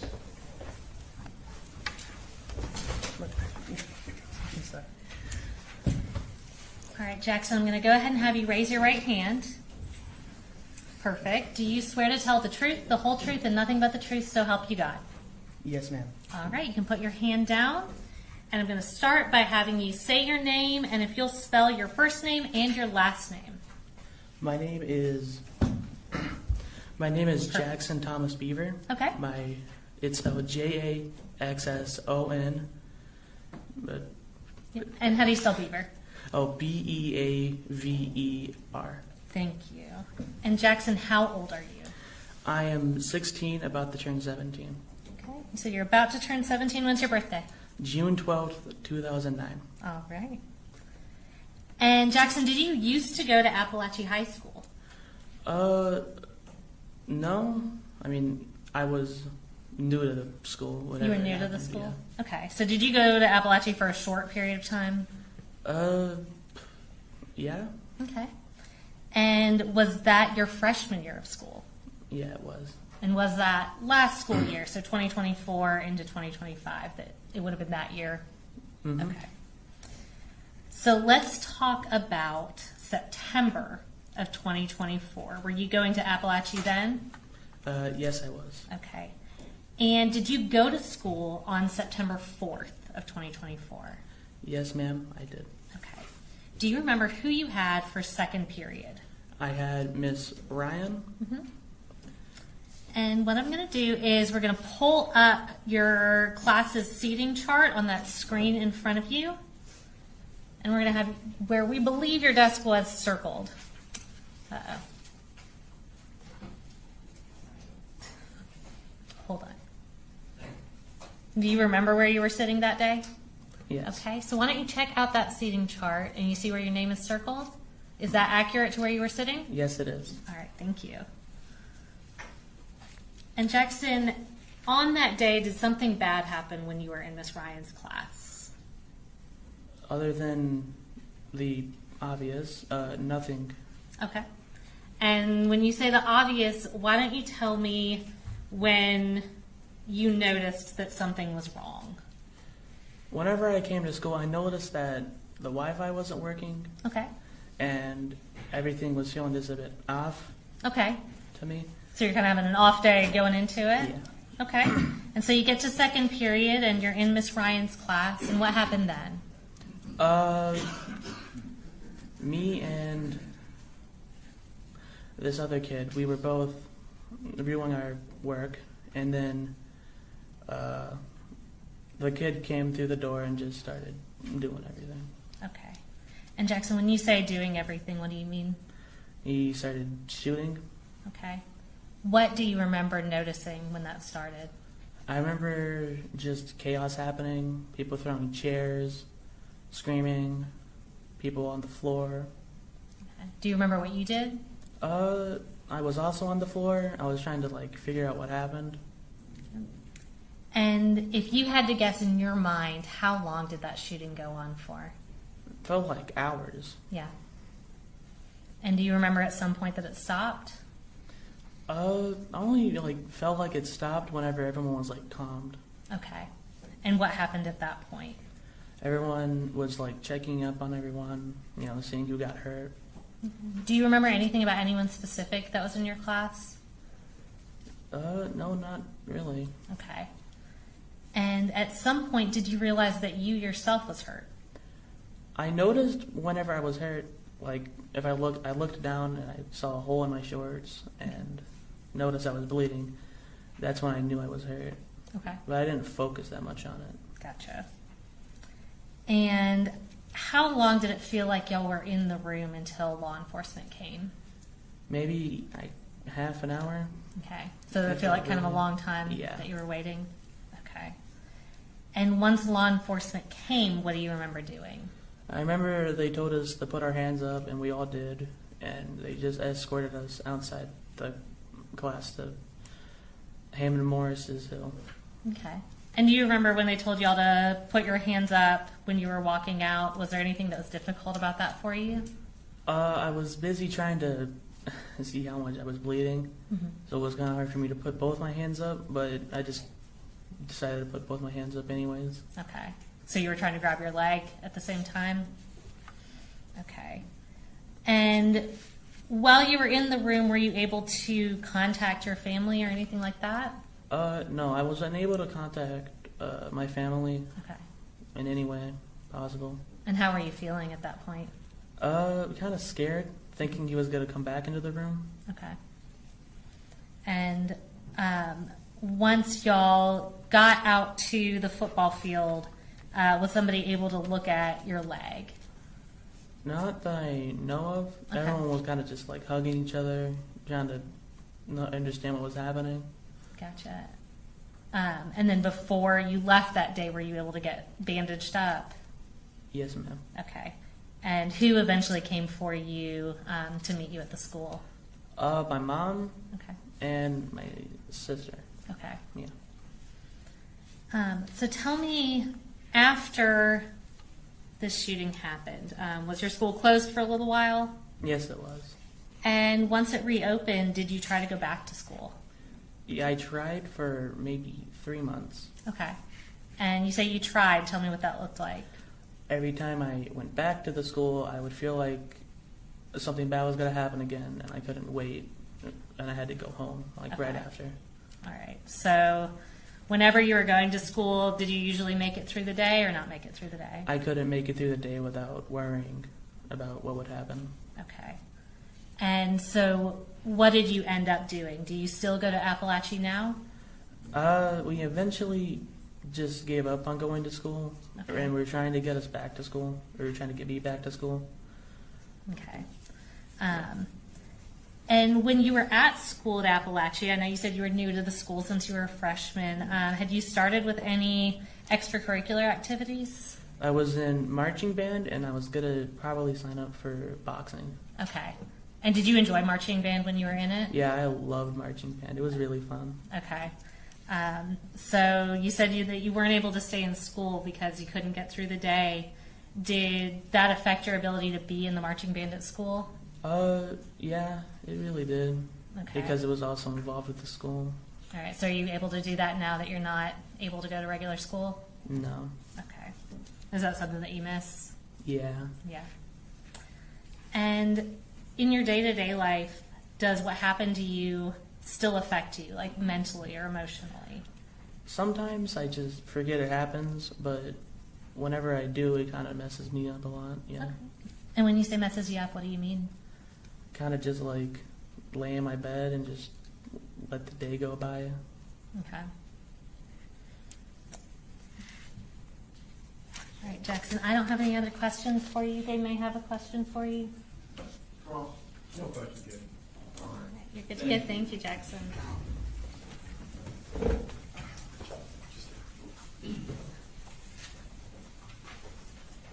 State calls next, please. The state calls Ronaldo Vega, and Judge, he is also a juvenile. All right. You have seen juvenile instructions here.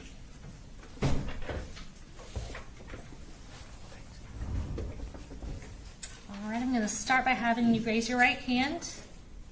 Put your hand up. Perfect. And do you swear to tell the truth, the whole truth, and nothing but the truth, so help you God? Yes. Okay. And will you introduce yourself? And by that I mean just tell us your name, and if you want to spell your first and last name for us, then you can go ahead and put your hand down. My name is Ronaldo. It's spelled Ronaldo. Okay. And what's your last name? Vega. And how do you spell that? Vega. Thanks. And Ronaldo, what school do you go to? I go to Apalachee. Okay. And how old are you? 16. So what grade are you in right now? Sophomore. You're a sophomore. And so were you also at Apalachee during the 2024 to 2025 school year? Yes. Would that make you a freshman last year? Yeah. Okay. And were you at school on September 4th of 2024? Yes. Who did you have for second period? Miss Ryan. Okay. And we are going to pull up your class's seating chart, and we should have circled where we believe that you would have been seated that day. Can you tell us if that's correct? Yes. Okay. And Ronaldo, is that in the bottom left corner? Is that where the front door of the classroom was? Mm-hmm. Okay. And when you were in Miss Ryan's class that day, tell me when you first realized that something was wrong. After he kicked the door. Okay. And so you said he kicked the door. How did you know somebody had kicked the door? The door had slammed on like a table that wasn't there. Okay. Like where we write our passes and everything. And that's how we all had like turned around. Okay. So did you hear something before you saw anything? Yeah. And once you turned around, what do you remember seeing? I see Cole with the gun, and he had gloves on that were yellow. Okay. With a scope on it. Okay. And what did he do? He had like shot, I don't know how much times, but he had like shot. Was it a lot of times? Yeah. Okay. What did you do when that happened? I went down to duck, Okay. and I saw Christian like just sit there, and then afterwards I had seen him behind the door, like covering himself. Okay, and that's Christian? Christian is like right in front. Okay. What happened at that point? He had like went on the ground and covered, like, I don't know how to show you, but he was like grabbing his legs and standing behind the door. Okay. And when the shooting stopped, what do you remember? When he had stopped, I had like gotten up from my desk and there was like blood everywhere, and I almost slipped to go close the door. Okay. And did you do anything else once you went over towards the door? I had threw desks that were near the door, and then I went back to the teacher's, Miss Ryan's desk. Okay. And we'll later on be showing the video of this, but you said you threw some desks. Did you throw a good bit of furniture in front of that door? Yeah, I'll say like the whole front row, like right here. Mm-hmm. And then once you threw that barricade up, where did you say you went? I went behind Miss Ryan's desk. Okay. And is that kind of in the back of the classroom? Yeah. Okay. Do you remember who you saw after that? I had seen Candace behind the desk too, and I had seen Taylor on the ground. That's pretty much. Okay. How are you feeling at this point? At this point? Mm-hmm. Shocked. Yeah. Were you able to call anyone? Yeah, I was able to, because they had taken her phones at the start of it, and she had put them in a cart, and that's where the cart was, next to her desk. And so I asked a friend to give me the phone, and I had called my parents. Okay. Were you able to speak with them? Yes. Okay. What do you remember as far as when law enforcement came? A girl was screaming that he was dead, and not saying who it was, but just screaming someone was dead. And that's pretty much. Okay. Did you know who she was talking about? No. Okay. Did law enforcement take y'all out of the room? Yes. Okay. And at that point, did you realize who had been killed? Yeah. Okay. Did y'all have to walk by Christian to get out of the room? Yes. Okay. Where did y'all go once they took you out of the room? We went on the hill for Human March first, and then they had told us to go to the football field. Okay. Once you got to the football field, were you able to meet up with your family? Okay. What happened when you were at the football field? I had told the officers that I had been like hit by fragments. Okay. So tell me, Ronaldo, when did you realize, you kind of told us you went in, you barricaded the door, you went to the back. When did you realize that you were actually hit? When I went in the back. Okay. That's where like I saw like two of the fragment entrance. Okay. There's like blood around. And where on your body was it? On my thigh. Okay. And before that point, did you even realize that you were injured? No. Okay. So when you went out on the football field, was somebody able to give you some medical attention? Yes. Okay, so what did they do? They had told me to sit down and relax, and gave me like a nutrients bar to like stay Gotcha. healthy. You know? Okay. And how many injuries did you have on your leg? Do you know? It was 2. 2? Yeah. Okay. Was that painful? It was like a sting, like if a bee was stinging me. Okay. I just staying there. Gotcha. And did that take a little while to heal? It took around like 3 weeks around there. About 3 weeks? Yeah. Okay. So other than physically, tell me about how this has impacted you mentally and emotionally. I had gotten more aggressive. Okay. And I would like ignore things, and I wouldn't like hug my mom. You wouldn't hug your mom? Why not? Just couldn't? Okay. And I can tell you're feeling a little emotional. Has that been hard for you? Yes. Okay. And has that been kind of changes that you've been struggling with ever since then? I've been having dreams. Okay. And did those dreams start after the shooting happened? Okay. And have you received counseling for what you went through? Yes. Okay.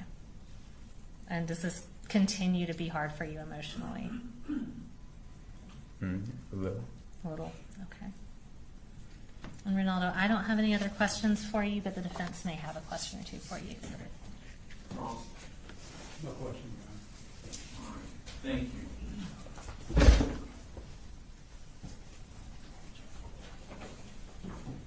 State calls next week. The state calls Howard Carter.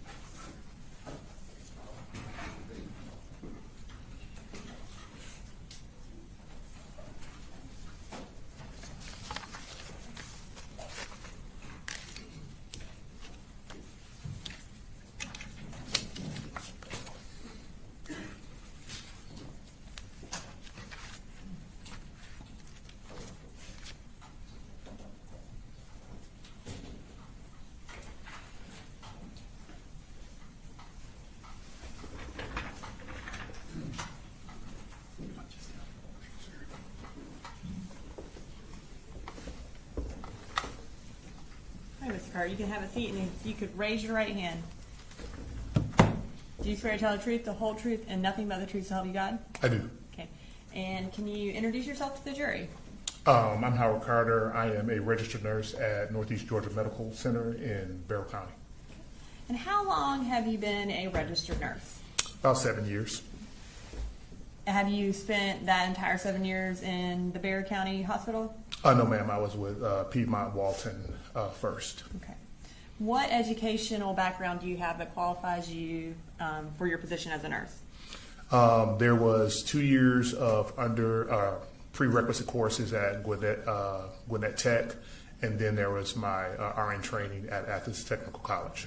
Okay. And at Northeast Georgia Barrow, what kind of nurse are you? I am a registered nurse in the emergency department. And tell us what you do as a registered nurse in the emergency department. We are the first line when you come to the hospital. We triage and we determine, as a nurse there, we treat and either send you to transfer or send you into our hospital or send you home. Okay. So I'm going to turn your attention to the morning of September 4th of 2024. Were you on duty that day? I was. Okay.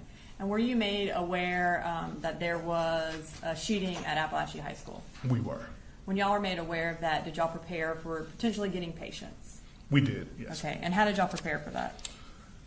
Without knowing what type of patients we would be getting, we prepared our 2 larger rooms just in case there was serious trauma that came through the door. And did you specifically have 2 patients that you worked on that came from Apalachee High School? Correct. And what were their names? One is, I'm going to say, Ronaldo Vega, and Jackson, I can't remember his last name. Does Jackson Beaver sound familiar? Beaver, correct. Okay. Do you have an independent memory of working with the 2 of them? Yes. Okay. And if you can tell us, was there anything that stood out to you about either of their demeanors? I think Mr. Vega may have been crying. Mr. Jackson, nothing really. Okay. Or Mr. Beaver, sorry. Yes. And as far as your role in their treatment, you mentioned that ER nurses triage. Is that what you did with Mr. Beaver and Mr. Vega? Yes, ma'am. Okay. And did you also, were you their, I guess, main treatment provider that day? Yes. Okay. I'm going to start with Ronaldo Vega. And I'm going to introduce into evidence Case Exhibit 98, which is the medical records from Mr. Vega. under the business record exception. You said 98? 98, Your Honor. Any objections? Just as to going out to the jury station. All right. Much states 98 submitted. And I'm going to show you these just in case you need them Thank you so much. for your answering of the questions. All right. So when Mr. Vega arrived, do you know how he arrived to your hospital? Via EMS. And around what time did he get there? Mr. Vega, I want to say it was 12:52 to be exact, or 11:52. I'm sorry.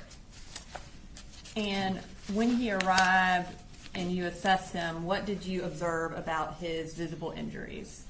And I'm going to get this exactly. He had what we would consider just lesions or abrasions in his left and upper lower extremity, and including his left shoulder. That's what we observed initially. Make sure I didn't miss anything.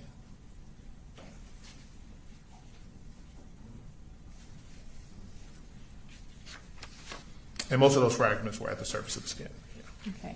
And you said you observed abrasions or lesions. What was the cause of those abrasions or lesions?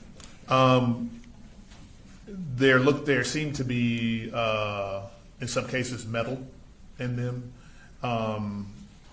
And what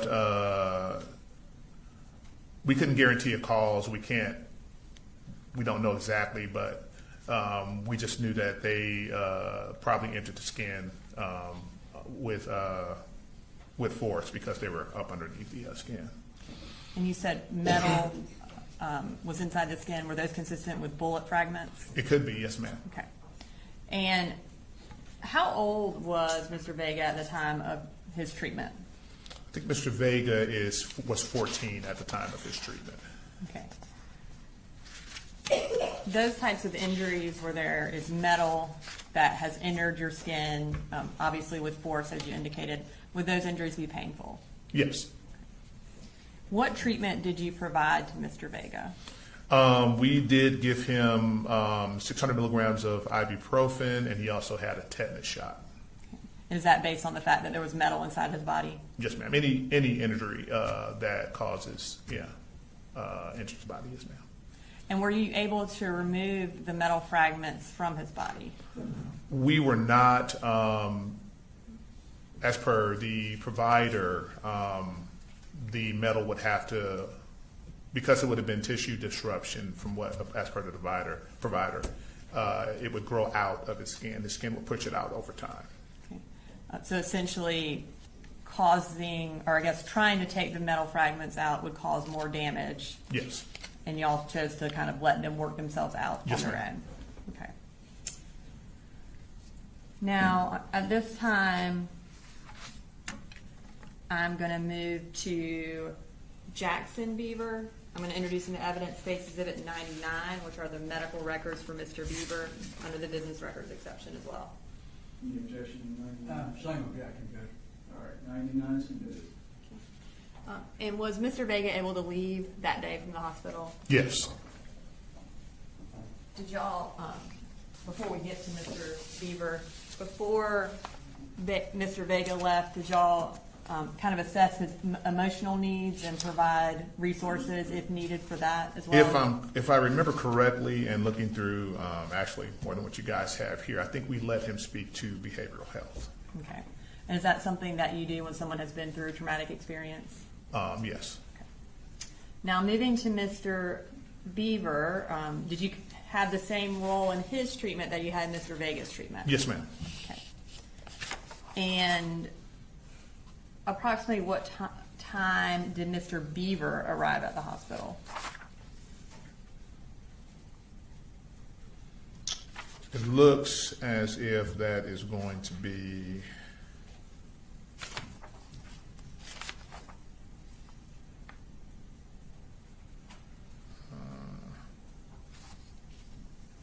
looks like 14, or sorry, military time, 2:49 p.m. Okay. And again, was he transported also by ambulance? Yes, ma'am. All right. And when you assessed him, how old was he? 15, I believe it is. And what did you observe about his physical injuries? Looks like he had, and I'm reading from this, along the lower aspect of the extremity. I'm sorry, I'm reading the wrong thing. That's okay. I'm going to tell you exactly. Oh, there we go. Kind of a, not really a laceration, but an abrasion in the right lower extremity, and says a wound to the lateral posterior right thigh that was bandaged. So yeah. Okay. And when you say it wasn't really, it was an abrasion versus a laceration, kind of tell us what the difference is. Lacerations, depending on the depth, are in some cases something that can be sutured. A lot of times we don't use laceration when it's something that's not very deep. And as far as his injuries, did he have metal fragments as well in his body?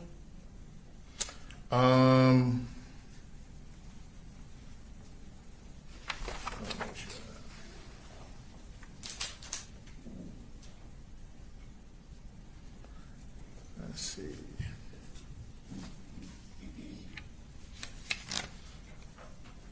Yes. And what treatment did you provide to Mr. Beaver? His treatment was we bandaged the area where he had the abrasion. That was the first thing we did, and I just want to make sure. He was also x-rayed to make sure there weren't any fractures. Right. Because of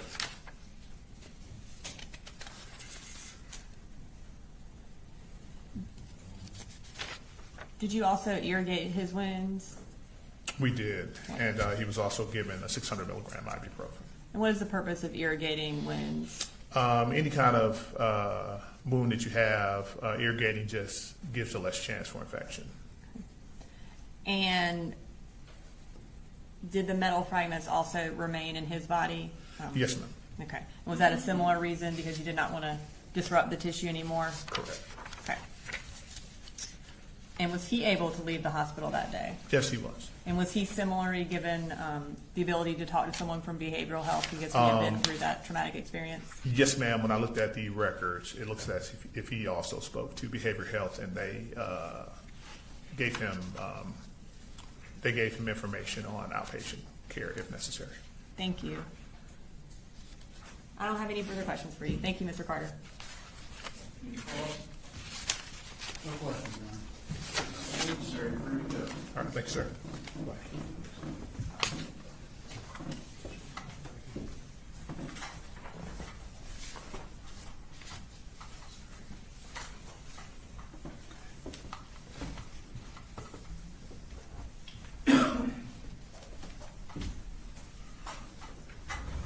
State calls next week. State calls Special Agent Jerry Oldman.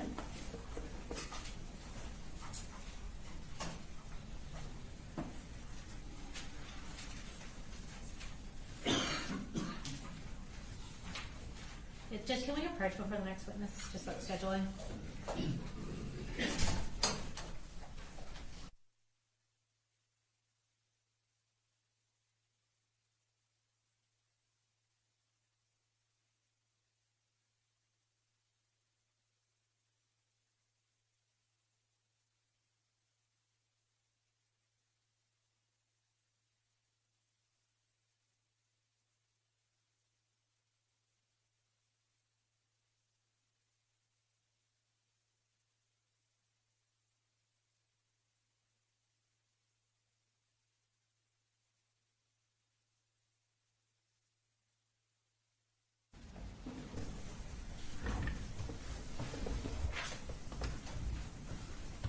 Go ahead and have you raise your right hand.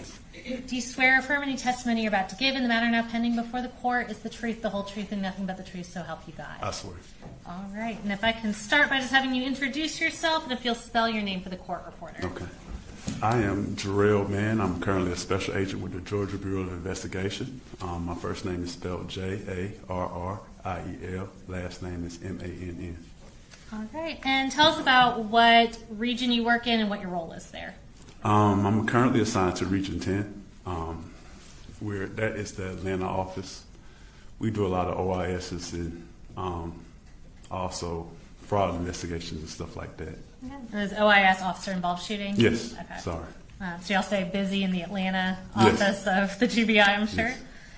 And even though you generally work out of Atlanta, did you provide assistance in the Apalachee High School shooting investigation on September 4th of 2024? Yes, I did. All right. Where did you first respond in assisting in this investigation? Of course, it came out as an active shooter, so we responded to Apalachee High School. Okay. And then from there, we were divided in to do investigative acts. Gotcha. And so from the school, where were you sent to go do follow-up investigation? I was sent to the hospital to conduct interviews and speak to victims and, collect any evidence and also check up status of possible victims at the hospital. Okay. And was that the Northeast Georgia Medical Center here in Barrow County that you went to? Yes, that was. Okay. And while you were there, did you specifically speak with Ronaldo Vega? Yes, I did. Tell me about what his demeanor was like when you met with him. Well, when I spoke with Ronaldo Vega, of course his guardians were there. He seemed kind of distant and seemed like he was in shock. Okay. So I had to give him kind of a moment to kind of brace himself before I had spoke with him. Gotcha. So he was a little held back when he was talking to you Yes, I initially? did see tears, Okay. and he seemed like he was visibly upset at the time. Gotcha.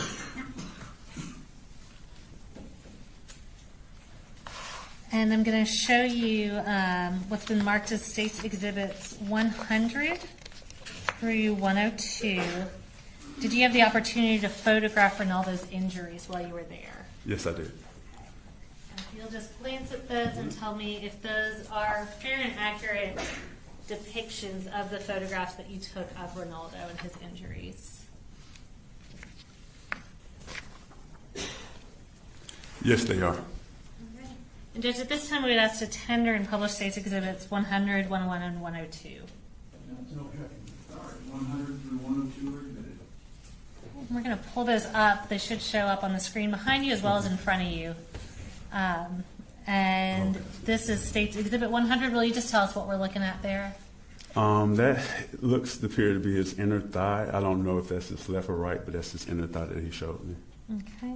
And Judge, I think it states 102 has the space. Is that correct? Yes. Okay. So we would ask that stage 102 not be published by the media. All right. My understanding to the media is that 102 has Ronaldo's face, and you're not to photograph or record or broadcast 102 here. All right, so this is 100. We'll show 101 first. And what are we looking at here? This is his arm. It was, I guess it was injuries or lacerations that was shown to me that I documented, took pictures of as well. Okay, and last we'll just show 102. And this right here is just the overall photo that I took of him lying in hospital bed. All right, does that picture kind of accurately represent Ronaldo's demeanor that you saw? Yes. Okay. While you were there, did you also have the opportunity to speak with Jackson Beaver? Yes, I did. All right. And did you also have the opportunity to photograph Jackson's injuries? Yes, I did. And I'm going to show you what's been marked as states 103, 104, and 105. And I'll go ahead and ask you, Jackson, we recently saw him testify. Was he just kind of more of a upbeat kid at his baseline? Yes, he was. Okay. He was very cooperative. Okay. And do you recognize the images in those photographs? Yes, I do. Are those fair and accurate depictions of the photographs you took of Jackson Beaver? Yes. All right, and Judge, we would ask to tender states 103 through 105, and I believe it's 105, right, that has Jackson Beaver's face in it, so we'd ask that not be published to the media. All right, any objection to 103 through 5? All right, 103 through 5 are admitted and just announced when we get to 105. Okay, so this is 103. Can you tell us what we're looking at here? This is a laceration, appears to be to, I want to say it's like lower leg Okay. beneath the buttocks area. And next we'll pull up 104. And these are just, I guess, lacerations are, I don't know if it's fragments from some sort on his calf muscles that he showed me. Okay, so did he have kind of a spattering of superficial injuries that you observed on his leg? Yes. Okay. And this last one is going to be the one that has his face in it, and that's 105. Is that Jackson Beaver? Yeah, it's just showing him and his demeanor, yes. All right, thank you. And did your time at the hospital interviewing these individuals, taking photographs of them, did that conclude your role in assisting in this investigation? Yes, it did. All right, well, I have no further questions. I'll come grab those exhibits for you.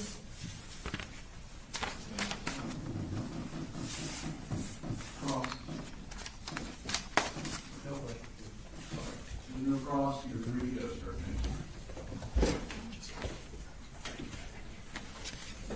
All right, ladies and gentlemen, due to some witness scheduling issues, we're going to go ahead and break for lunch presently. It's called at 11:45. We'll be in recess till 12:45, and get on social media or media. Don't talk about case or new research. 12:45.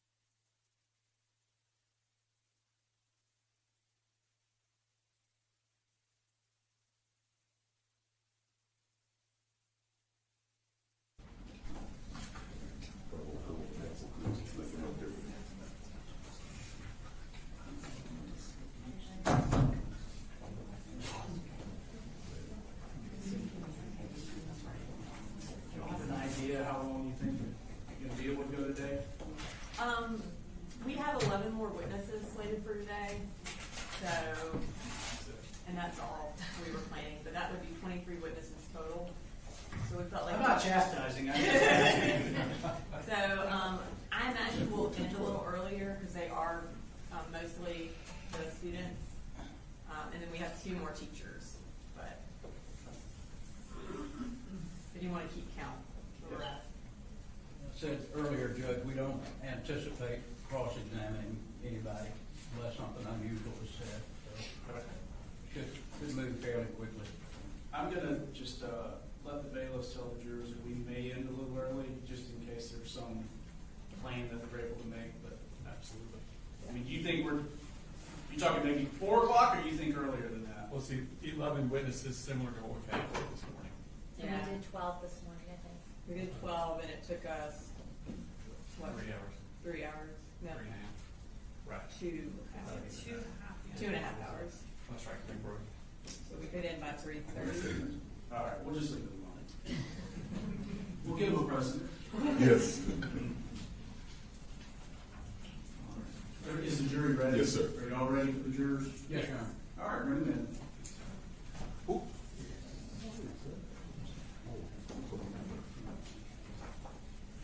Waiting on one in the bathroom, sir. Okay. Oh, he said, come on.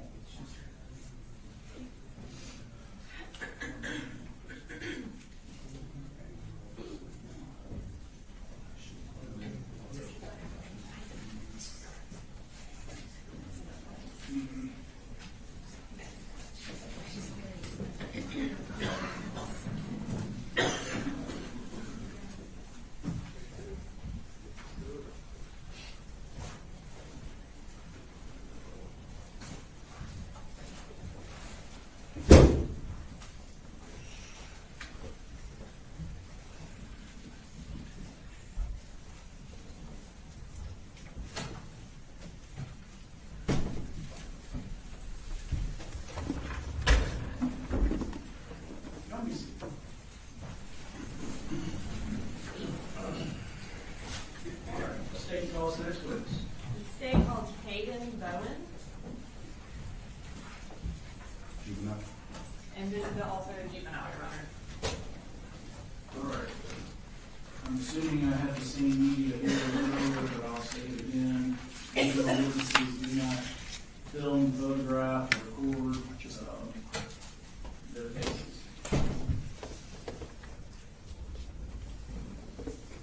Good afternoon, Ms. Bowen. Can you raise your right hand? Do you swear to tell the truth, the whole truth, and nothing but the truth to help you God? Help me God. Okay. And if you could, I know you're a little soft-spoken. If you could speak up like you're talking to the back of the room so the jurors and the judge can hear you. So we're going to start with if you could just tell everybody your name and then also how to spell it. Hayden Bowen, Hayden Bowen. And what school do you go to, Hayden? Apalachee. How old are you? 16. And when did you turn 16? November 14th. Did you attend Apalachee High School the school year of 2024 to 2025? Yes. And were you a freshman that year? Yes, ma'am. Okay. Did you go to school on September 4th of 2024? Yes, ma'am. And can you tell us what your second period class was? Miss Ryan. Miss Ryan. And while you, I guess on September 4th, was that a day where you got a new seat? So the first day of like a new seating chart? Okay. I'm going to bring up that seating chart.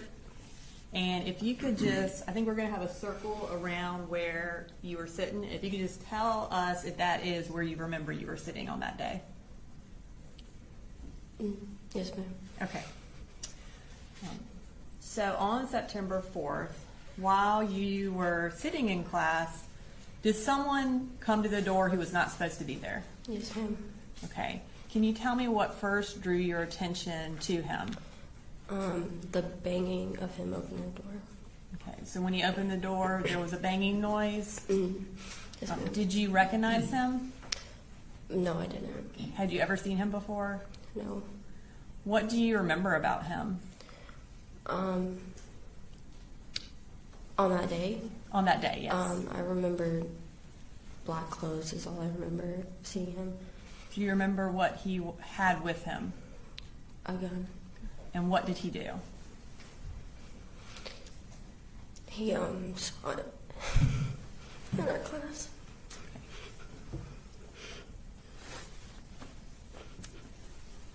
And if at any point you need a break, just let me know, okay? Yes, ma'am. So he shot. What did you do when he started shooting? I got to the ground. You got to the ground. Did you get to the ground right where you were seated? I think so. My vision went out, so I'm not sure where I got down, but I know I did. At some point, did you kind of regain your vision? Yes, ma'am. What do you remember about when he finally left?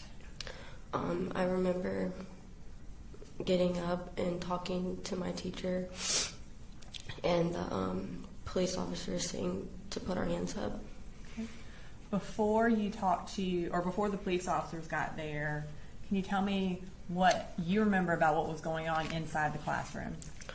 I remember there was a lot of yelling and screaming and blood and people on the phone with their parents or whoever they were on the phone with. You say there was a lot of yelling. What were people yelling? Help me, I've been shot, I'm gonna die. And were you afraid that day? I was. And you said that a lot of people were calling their parents. Were you able to call anybody? Yes, ma'am. And who did you call? I called my mom. And what did you tell her? I told her that I was gonna die. And when you eventually moved from the floor, do you remember where you went in the classroom? I don't remember. And do you remember who you ended up next to or who you were talking to? I was next to my friend Jalen. And you say Jalen? Yes, ma'am. Okay. And anyone else? I think I was next to Miss Ryan and Nautica as well. And what were you trying to do at that time to try to help? I was trying to move the smart board in front of the door, but I couldn't get it there, and I was asking Miss Ryan if she needed help. And at that point, did you know whether or not the shooter was in custody? I didn't know. Were y'all still concerned that he might come back? Yes, ma'am. Is that why you wanted to put the smart board in front of the door? Yes, ma'am. Tell me, you said when law enforcement arrived, they told you to put up your hands? Yes, ma'am. What happened after that? We walked out of the classroom and went to a little field before we went to the actual football field. And when you went to the football field, what was the purpose of going to the football field? Maybe to get everybody together and to make sure people were out of the building. Eventually, were parents allowed to come to the field? Yes, ma'am. Okay. And did a lot of parents show up? Yes, ma'am. Was your mom able to get there? My mom was not. She was out of town, but my uncle did come and get me. And can you tell us what the scene was like on the football field when the parents and everybody were there? It was crowded and a lot of crying.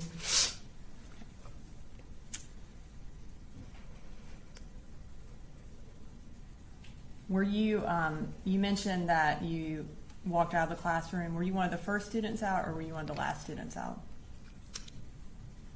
I think I was in the middle. Okay. Did anything happen as you were leaving? No, ma'am. Okay. Now,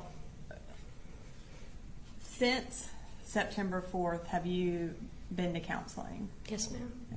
And can you kind of talk to us about how that day has affected you? It's affected me a lot mentally. I haven't really been able to sleep at night sometimes. You said you haven't been able to sleep at night? Yes, ma'am. And I often have really bad thoughts.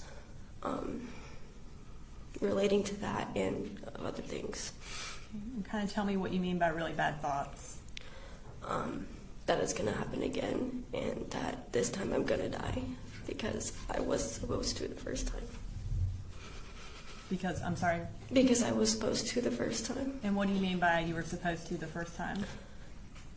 Because he came in my class, and I feel like none of us should have, like, had survived. And have you had any sort of anxiety or panic attacks because of this? Yes. Can you tell me about those? Well, my panic attacks, they normally come when I'm in school and I keep thinking and thinking, and then they come and it's hard to breathe. Is there anything that you have to do in order to kind of be able to breathe? I do box breathing. My therapist has helped me with that. Okay. And would you call it box breathing? Yes, ma'am. Okay. Is there anything in particular that triggers these panic attacks or the bad thoughts? The sound of, like, shoes scuffing on the ground. It reminds me of, like, people running, and loud noises are triggering, very triggering.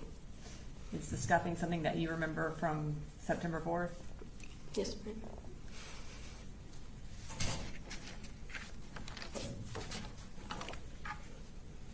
I don't have any further questions, Hayden. Do y'all have any questions for her? Cross? No questions, Judge. Oh, thank you.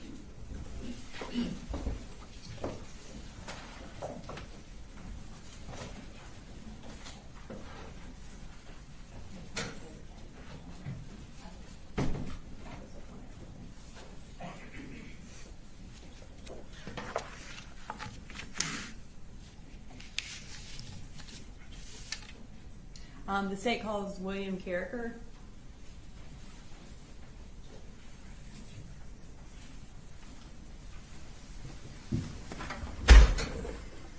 He is also a juvenile. I should have mentioned that. Same instructions to me. And Judge, I think our next, about 7 after Mr. Carricker are going to be juveniles back to back to back. If that makes sense. Multiple juveniles testifying in a row here, so remember the instructions. All right. Can you raise your right hand, William? Okay. Do you swear to tell the truth, the whole truth, and nothing but the truth to help you God? Yes. Okay. Can you tell us your name? William Carricker. Can you spell your last name for us? Carriker. Okay. And what school do you go to? Apalachee High School. What grade are you in right now? 10th. So were you in 9th grade for the 2024-2025 school year? Yes. And how old are you right now? 16. When did you turn 16? September 22nd. Were you at school on September 4th of 2024? Yes. And who was your second period teacher? Miss Ryan. Okay. And what did she teach you? Math. Okay. I am going to show you a map from your seating chart from that day. We're going to put a circle around where you were sitting. If you could just tell us if that's where you remember you were sitting. Is that right? Is that where you were sitting? Yes. All right. Thank you, William. Okay. So during that period, did someone come to the door on September 4th that was not in your class? Yes. Did you recognize him?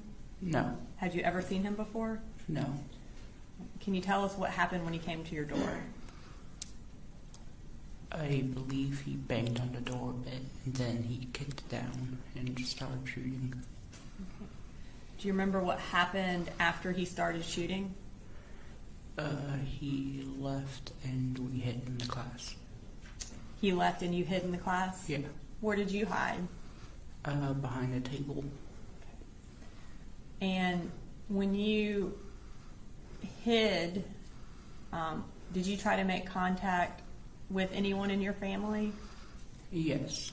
Who did you contact? My mom, dad, siblings, my grandma, and my aunt, I believe. Did you do that with a text message? Yes. Okay.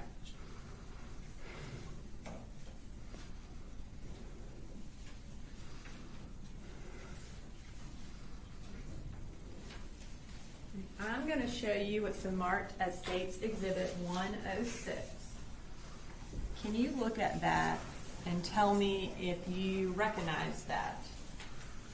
Yes. And what does that look like to you? The group chat I made telling my parents what was happening. Okay. And is it like a fair and accurate screenshot or copy of that group chat with your parents and your family from September 4th of 2024? Yes. Your Honor, at this time I'd like to introduce into evidence State's Exhibit 106. You okay? All right, 106 is admitted.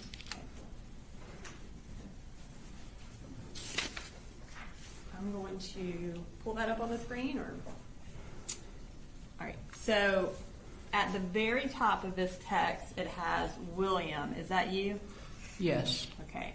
And you sent a text message that says, "There's a school shooting. If I don't make it, I love you all." Is that right? Is that what you sent? Yes. Okay. And what did you mean by that text? I wanted to know that if I did die, they would know that I loved them. And were you afraid for your life that day? Yes. Have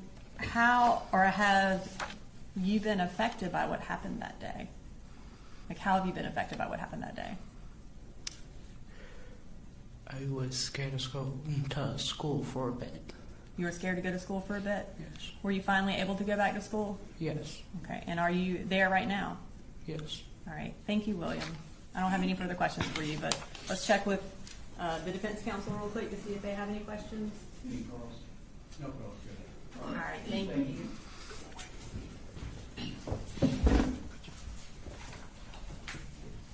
Any calls next, please? The state calls Candace Lawrence.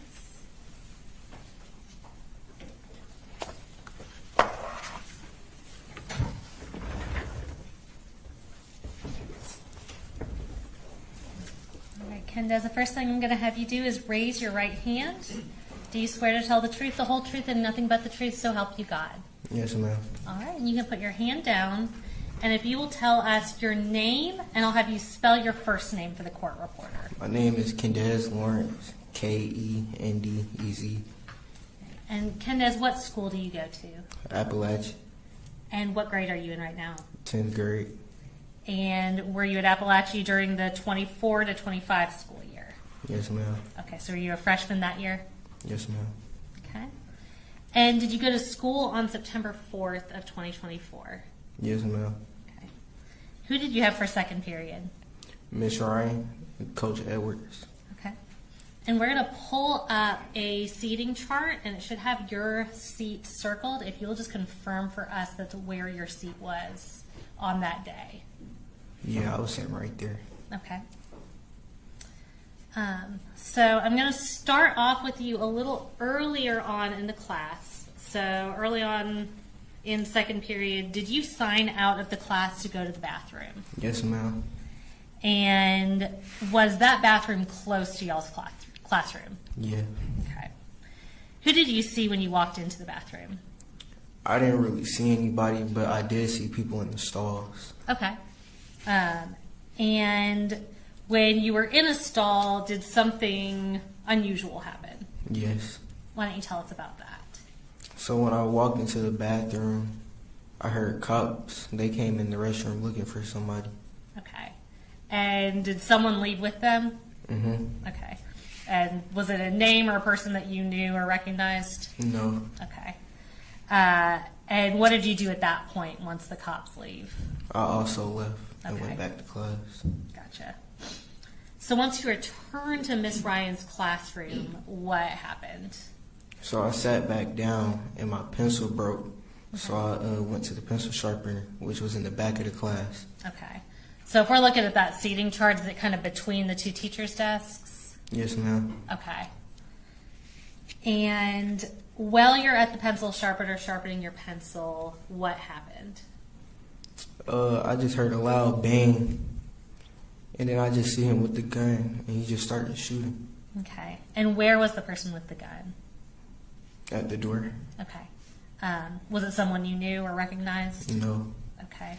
So when you saw that there was a person with a gun, what did you do? I hid behind the teacher's desk Okay. And how long did it feel like the shooting went on? about like 30 to 45 seconds. Okay. After the shooting stopped in your room, did you hear anything else? Yeah, I heard like a couple more gunshots. So once all the shooting stops, what do you remember doing? I called my mom, and I was trying to make sure that everybody was okay. Okay. Do you remember calling out for anyone specific? Yeah, And who was that? Christian, Okay. How long had you known Christian for? since kindergarten. Okay. And why were you calling out for him? Because I remember that he was the closest to the door Okay. that day. And did he ever respond? No. Okay.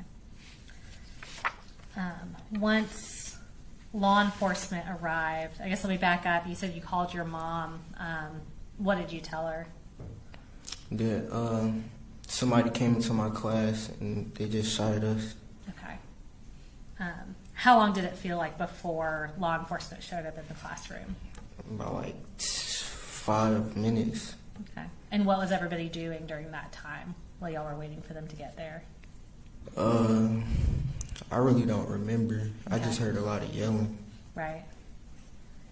So once they get there, were y'all evacuated from the classroom? Yes. Okay. And did you see Christian when you were leaving the classroom? Yes. Okay. Once y'all left the classroom, where did y'all go? At first, we went to we went by the tennis court. Mhm. Then we went to the football field. Okay. Once you're at the football field, who did you find? I was looking for my sister. I ended up finding her by like 20 minutes later. Gotcha. And was your sister also a student at Apalachee High School? Yes. Okay. And after you found your sister, were y'all eventually able to meet up with your mom? Yes. Okay. Candace, did you also know Mason? Yes. And how long had you known him for? Since kindergarten. When did you find out that Mason had also been killed? I found out like the next day. Okay. Did you even realize that he had been there that day? No. Okay. And when did you end up going back to school after this all happened? After fall break. Okay. Was that like October-ish? Yes. Okay. Since all this happened, have you gotten some counseling? Yes. Okay. And tell me a little bit about how this all has affected you. Well, I'm not as comfortable as I used to be at school no more. Mm-hmm. Is there anything specific that gets you really nervous if you're at school? Everything. Everything? Okay. Also been having bad dreams a lot. Okay. And did that start after the shooting? Mm-hmm. Okay. And I want to talk to you about one thing after this happened. Was there something specific about the way things played out that day that really bothered you? Yes. All right. Tell me what that was. I thought I left the door open that day. Okay. That was something that bothered me. Was that something that you thought about a lot? Mm-hmm. Okay. And something you were like blaming yourself for? Mm-hmm. Did that kind of make you question your memory of the whole thing? Yeah. Okay. So Candace, about a month ago or a few weeks ago, did you actually ask my office to be able to watch the surveillance footage of the shooting in Miss Ryan's classroom? Yes. And did that allow you to confirm that you had not left the door open? Yes. Did that give you some closure? Yes. Okay. Was that hard for you to do? Yeah. Okay. Thank you, Kendez. I do not have any other questions for you. I do not believe. No problem. All right, thank you. Thank you.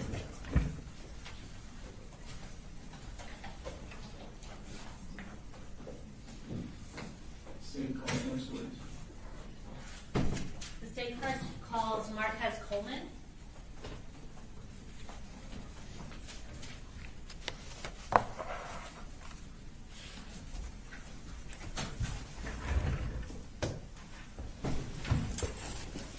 I'm going to have you raise your right hand. Do you swear to tell the truth, the whole truth, and nothing but the truth, so help you God? Yes, ma'am. All right, and you can put your hand down. If you will introduce yourself, and by that I mean just tell us your full name, and I'll have you spell your first and last name for the court report, okay? Marquez Coleman, MarquezColeman. All right. And Marquez, how old are you? 16, And what grade are you currently in? 10th grade. All right. Did you used to go to Apalachee High School? Yes, ma'am.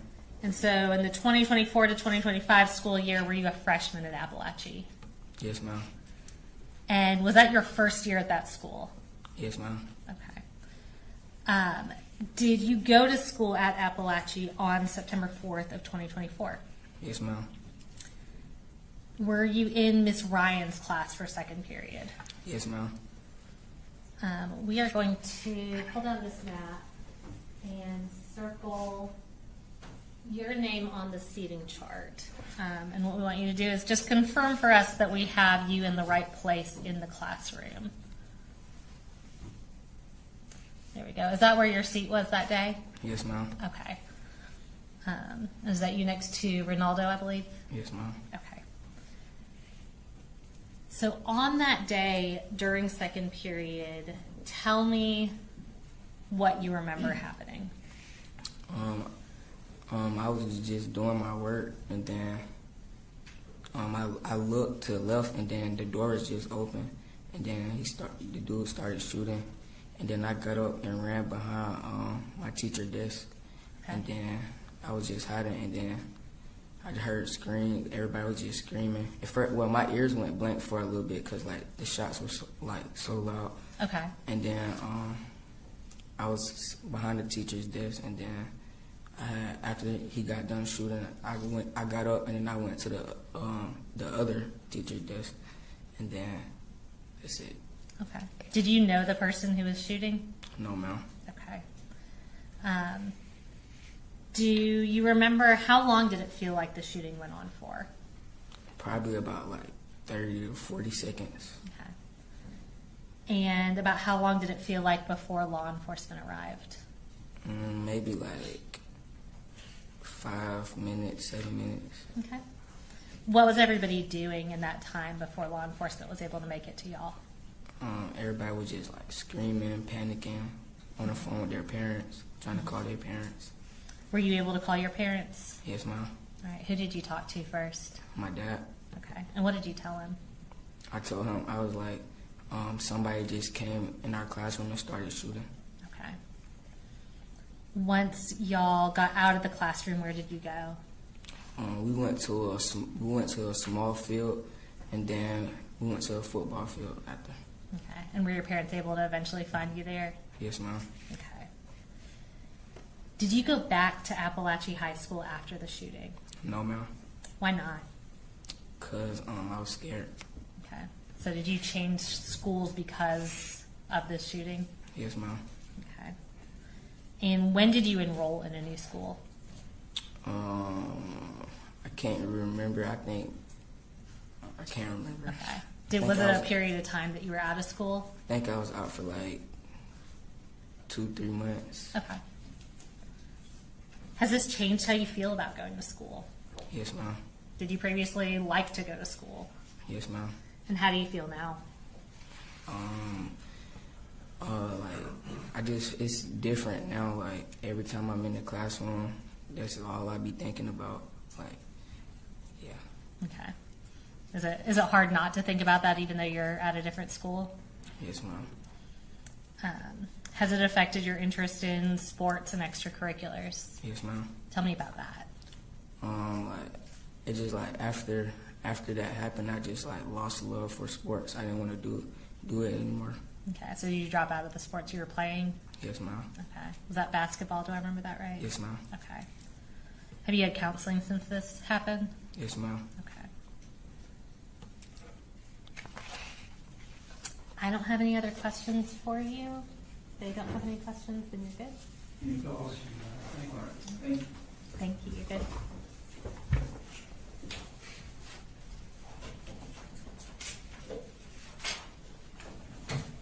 State calls experts.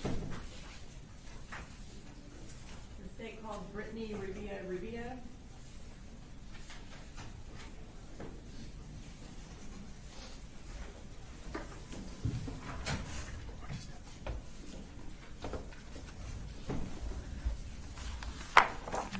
Can you please raise your right hand? Do you swear to tell the truth, the whole truth, and nothing but the truth to help you God? Yes. Okay. And just so everyone can hear you, if you will just kind of speak loud enough, kind of like you're talking to the back of the room, so the jury can hear you and the judge can hear you. Can you tell everybody what your name is? My name is Britney Rubio. Okay. And can you spell your last name for everybody? Rubio. Okay. And is it dash Rubio? Yeah. Okay. What school do you go to? Apalachee High School. And what grade are you in? I'm a sophomore. How old are you? 16. And when did you turn 16? December 2nd. Back in the 2024 to 2025 school year, were you a ninth grader? Yes. Did you go to school on September 4th of 2024? Yes. And who did you have for your second period teacher? Miss Ryan. Miss Ryan?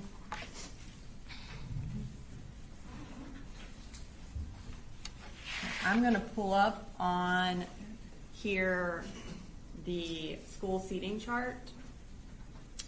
And we have where we think you were sitting circled. Is that where you remember you were sitting that day? Yes. Okay.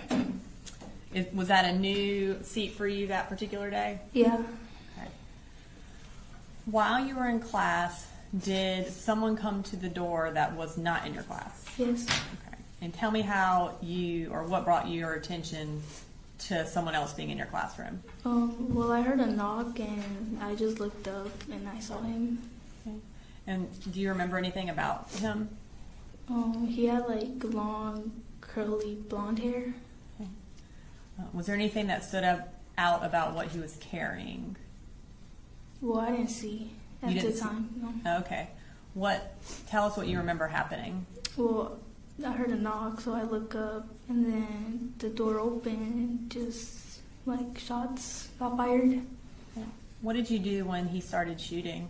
Well, I got up. I got like under my desk for a little bit, and then I just like got up because I heard Nautica say she got shot.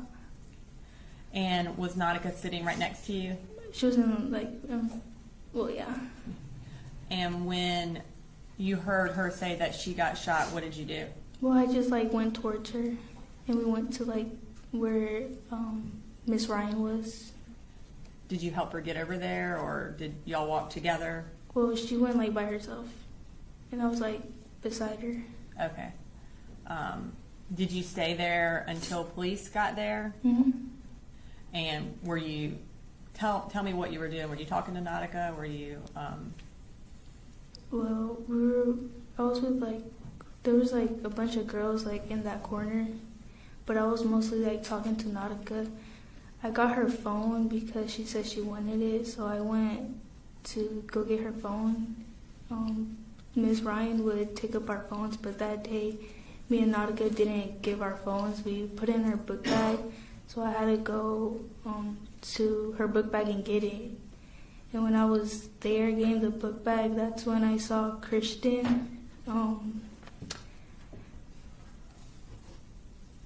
then I told Coach Edwards that Christian was there and he needed help. He went to go help him, so I just left and I gave Nautica her phone. And did Nautica call her mom? Yeah. Did you at any point get your phone and call anybody? I got my phone when I got hers. Okay. And who did you try to call? Oh, I was gonna call my mom, but then I just didn't. I don't know why. Okay. When you were sitting there kind of with all the girls over in the corner, do you know how long y'all were there waiting on police? No, but it felt quick for me. Okay. When y'all were there, did you know whether or not the shooter had been taken into custody? I didn't know. Okay. Were y'all afraid that he was going to come back? Yeah. Okay. Had anyone tried to barricade the door to prevent that from happening? I think it was Coach Edwards. Okay.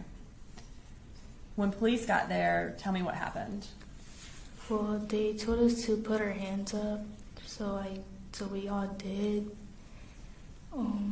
I was trying to walk out, and then Martin, he was comforting me, saying it was okay and that I could do it, and he was just comforting me to tell me not to look down because there was blood everywhere on the ground.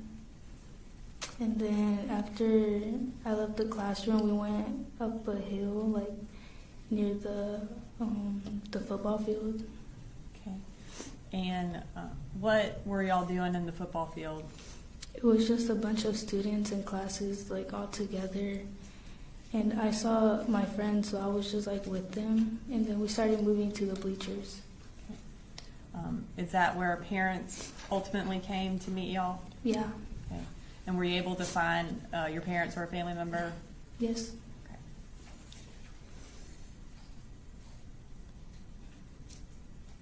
When since this day, can you tell us how that shooting has affected you?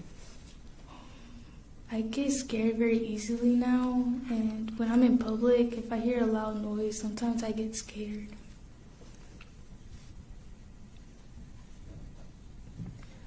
When did you go back to school after this? The first day they said we could go back. Was it difficult going back? A little bit. Does anything trigger you being afraid? Yes. Okay. And can you tell us what that is? Oh, guns, loud noises, and sometimes being near a door. All right. Thank you, Britney. I don't have any further questions for you, and I don't think the defense has any. Jimmy Cross. No, Your Honor, no question. All right, thank you.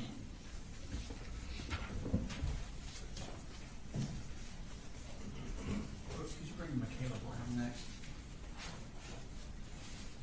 State calls Michaela Brown, Your Honor.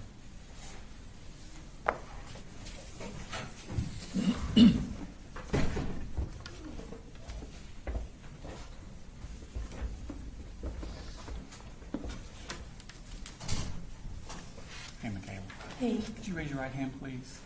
Swear the testimony you're going to give, the matter now pending before this court, will be the truth, the whole truth, and nothing but the truth. I swear that everything will be the truth and nothing but the truth. Thank you.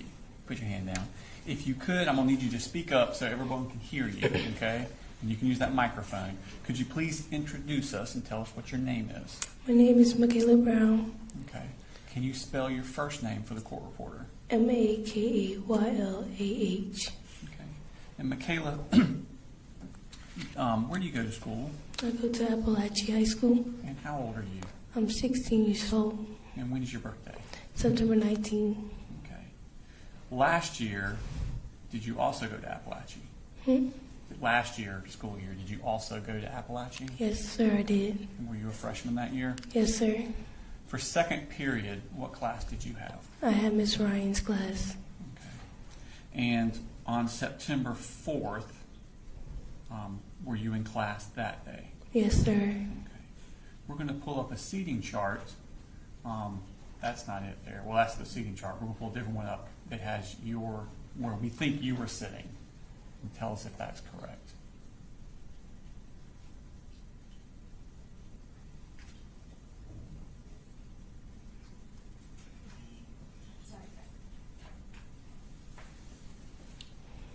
I was sitting right there. Was that a new place to sit that day? Yeah, my teacher just switched the seating chart. She switched you. What were y'all doing in class that day? I think that's the day when she switched the cheating chart. I don't remember. Okay. How does class normally go as far as the teaching? Can you repeat that? How does class normally go as far as the teaching?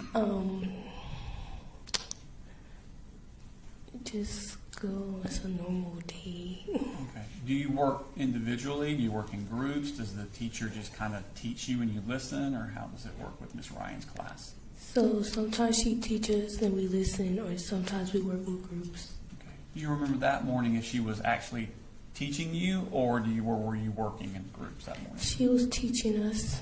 Okay. Is at some point during this class did something catch your attention that wasn't right? No, sir. Okay. When did you first notice something happening? When he was just standing at the door. Okay.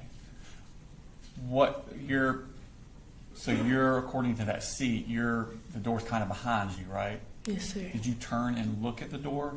Yes, sir. What was it that made you turn and look at the door? I just heard a big loud banging noise against the wall. Okay. And when you turned around and looked at the door, what did you see? I seen him standing there with the gun. Okay. This person you saw standing there, had you ever seen them before? No, sir. Okay. And what were they doing with the gun? He was holding it at first, and then I think he took the safety off. Okay. After he took the safety off, what did he do? He started shooting around the classroom. Did he ever come into the classroom, or did he just stay there at the door? He was just standing there at the door. Okay.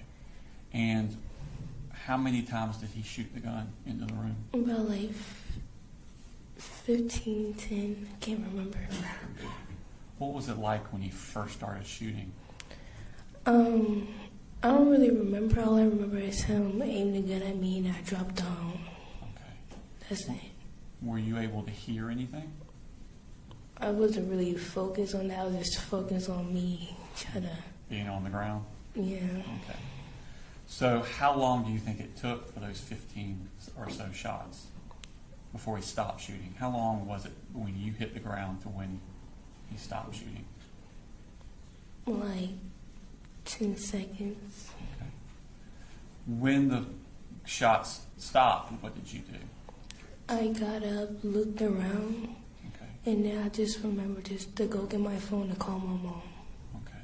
When you got up and looked around, was the shooter still in the room? No, sir. The door was blocked by then. The door was shut and blocked. Okay.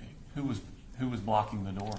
I think Coach Edward, I remember, and one student, I can't remember who it was. And what were they doing to block the door? They was using this. I wasn't really paying attention to that. I understand. Right. What were you doing at that point? I ran to the other side to go grab my phone, call my mom.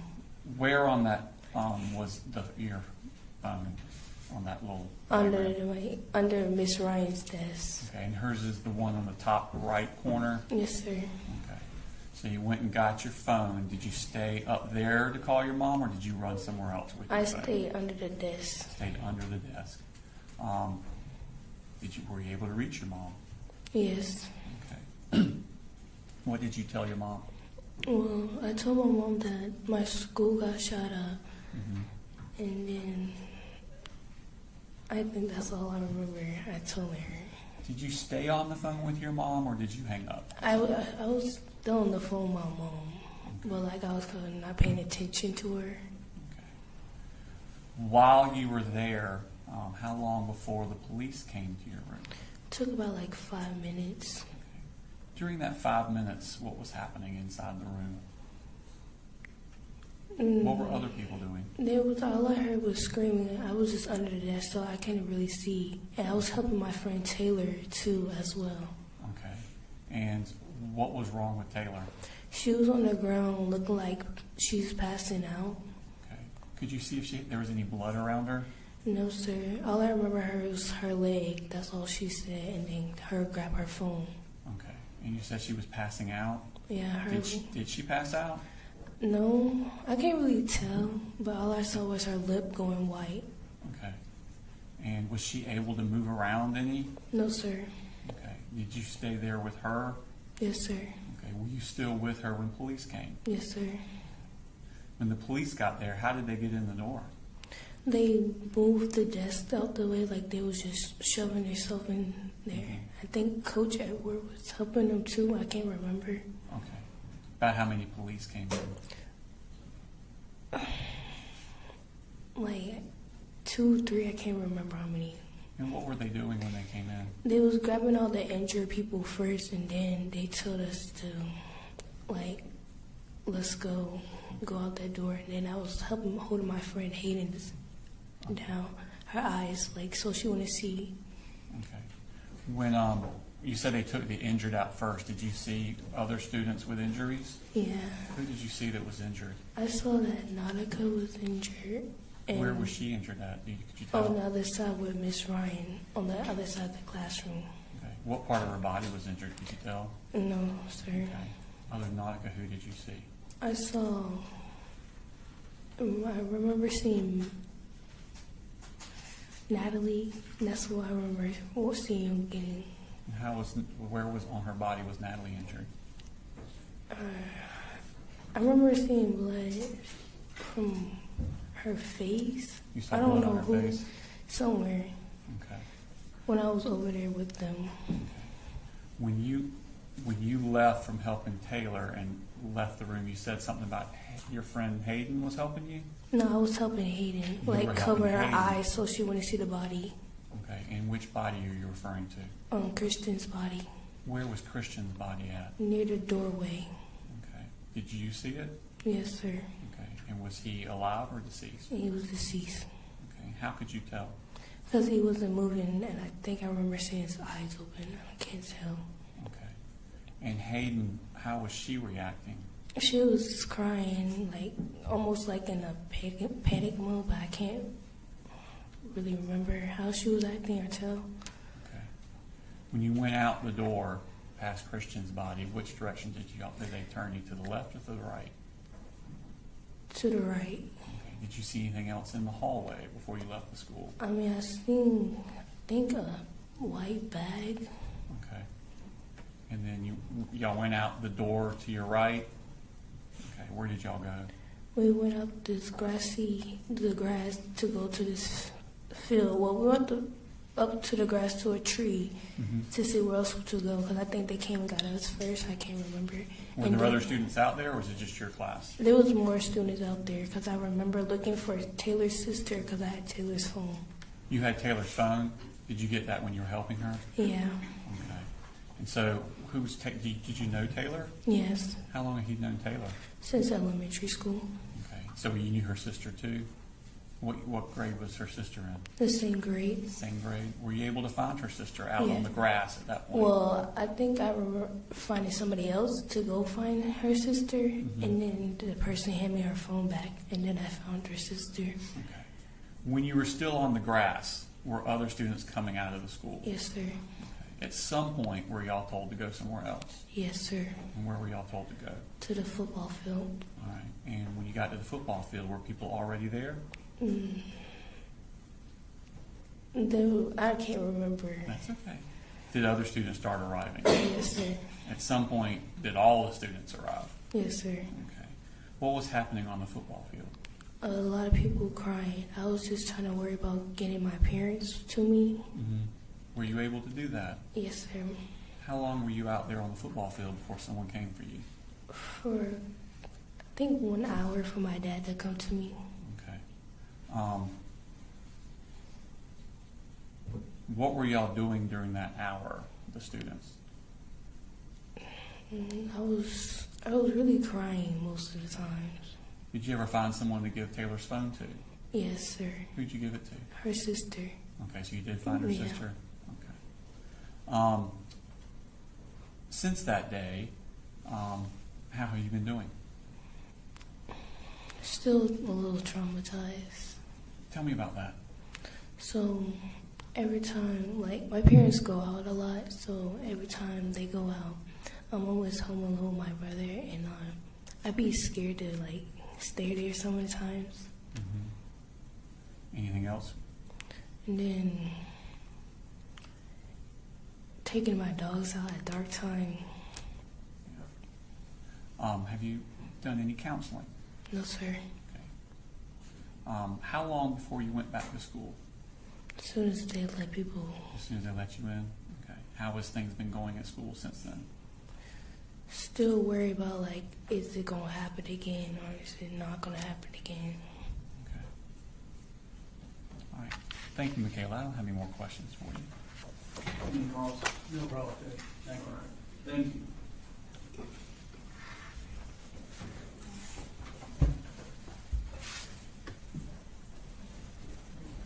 City calls next. St. Paul's Carolyn Brady.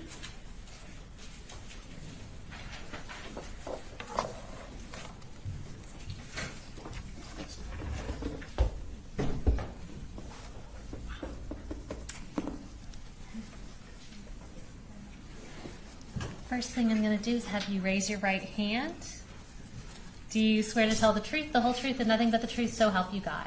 I do. All right, you can put your hand down. And if you will start just by telling us your full name and spell your first name for us. Jaylyn, Jaylyne, Brady. All right. And Jaylyn, what school do you go to? Apalachee. How old are you? 16. And when did you turn 16? January 20th. All right. So not very long ago. No. And so were you in 9th grade last year, the 2024 to 25 school year? Yes, I was. And do you remember whose class you had for second period? Miss Ryan. Okay. So we're going to pull up that seating chart again with where we believe you were sitting circled. Can you tell us if that is correct where you're sitting that day? It is correct. Okay, so that's you on the end and you were next to Hayden? I believe so. Okay. And taking you back to September 4th of 2024, were you at school that day? Yes, I was. And can you tell us during Miss Ryan's class that day when you first realized something was wrong? When everybody hit the floor. Okay, so did you notice people reacting before you even noticed something else? Yes, I did.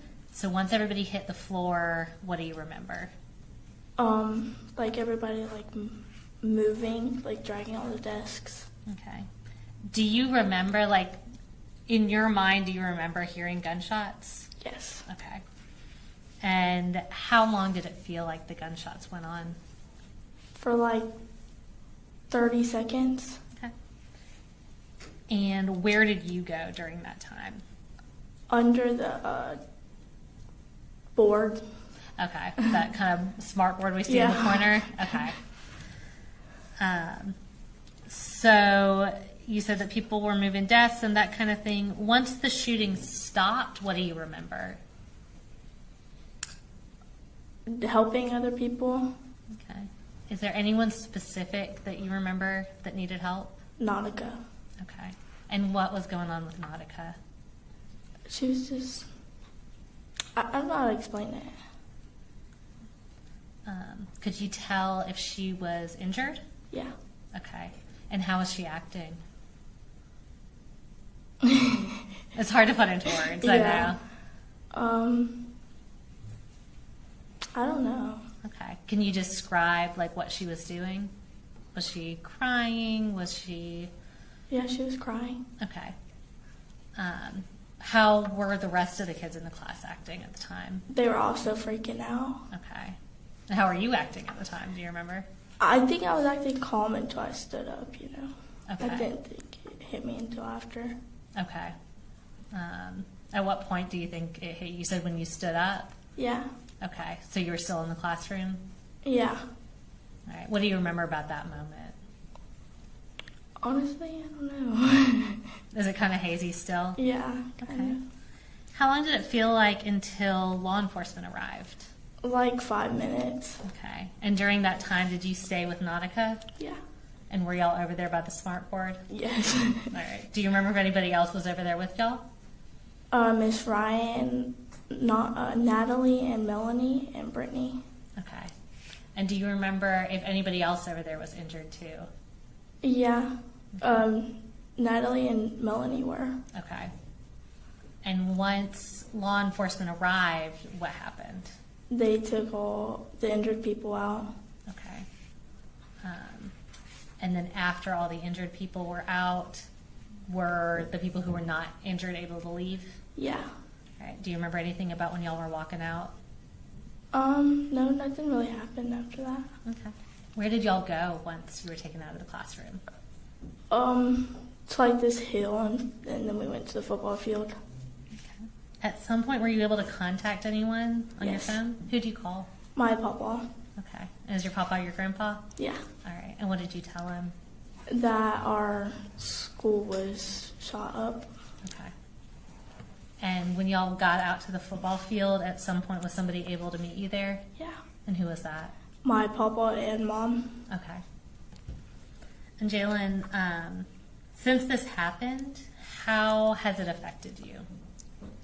I think I have a lot more anxiety and stuff. Gotcha. Is it something that comes up regularly, something you continue to struggle with? Yes. What does it look like when you feel anxious? Like, how does that feel for you? I'm not really sure what it's worse. Yeah. Is it something, has it made school any harder for you? A little, yeah. Okay. And do you feel it sometimes at home too? Not really. Okay. Mainly school? Yeah. Okay. Jalen, I don't think I have any other questions for you. If you have any questions. No problem, Judge, thank you. All right, you're done, Jalen. Thank you.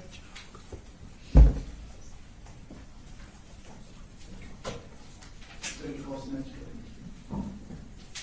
you get Martin Marino Galvin?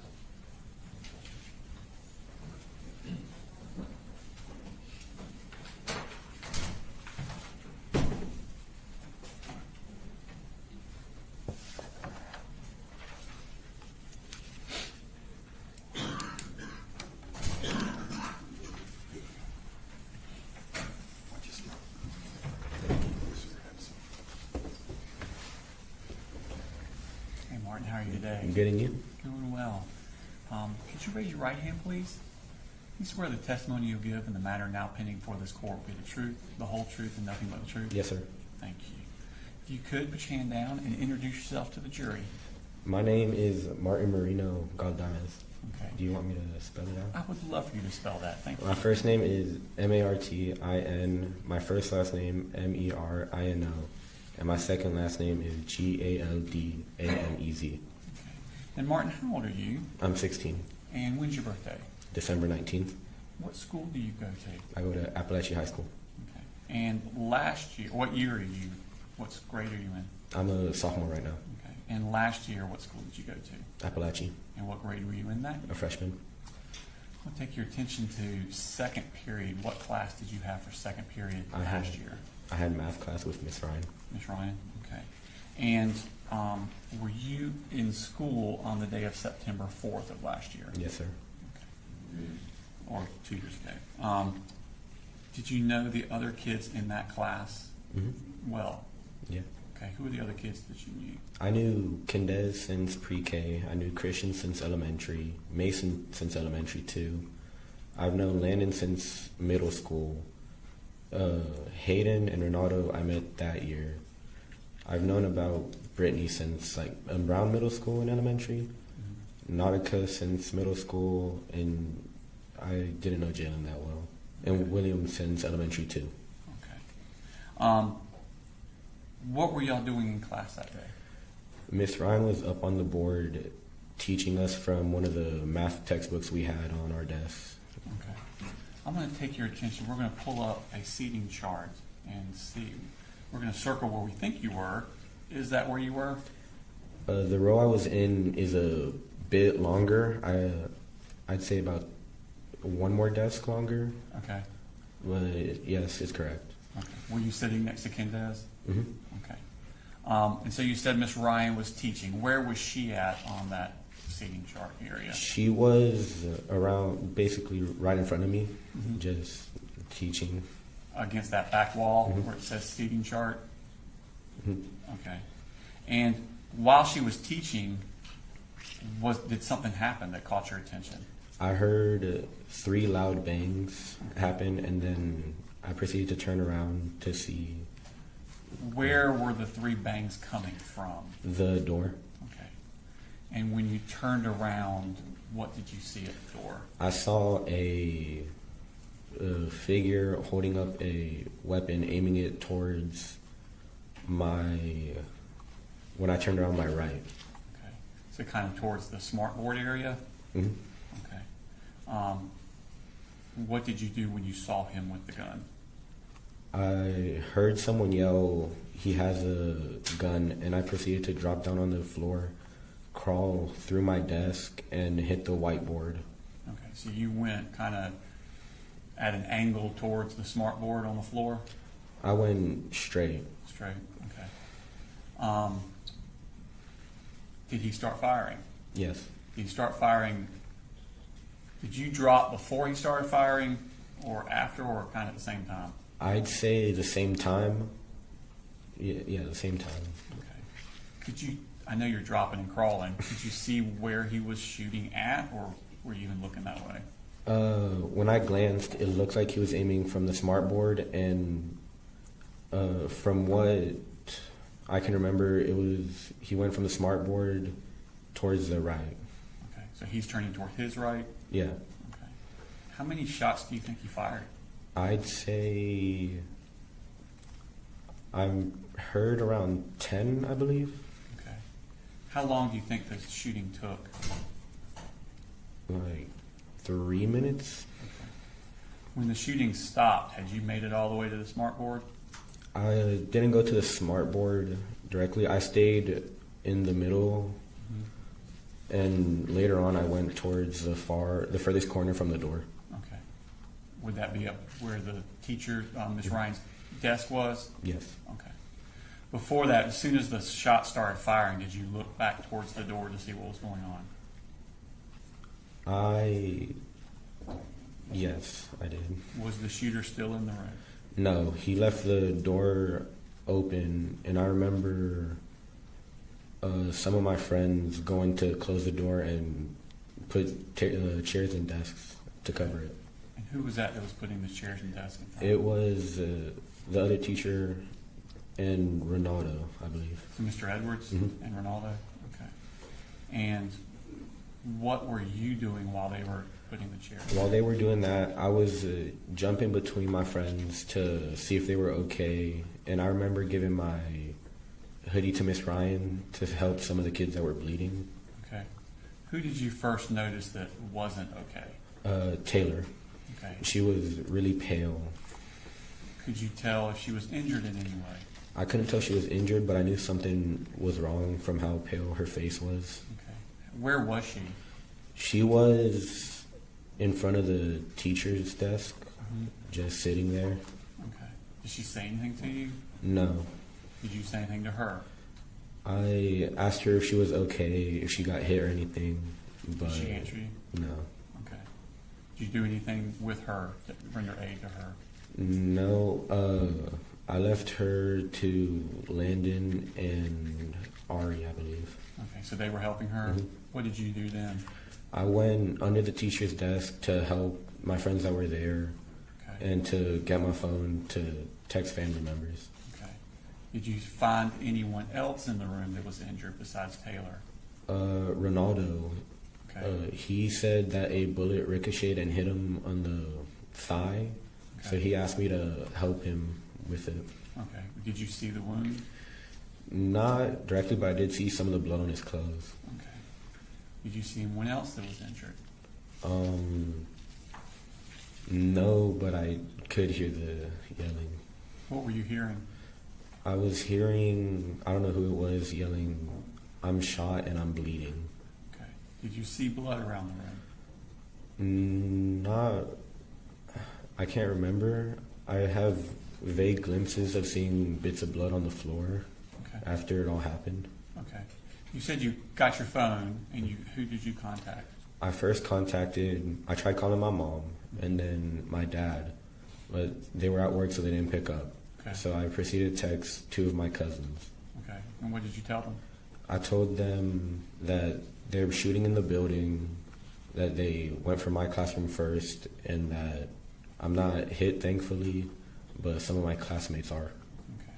After the shooter left your classroom, could you hear any more shots other parts of the school?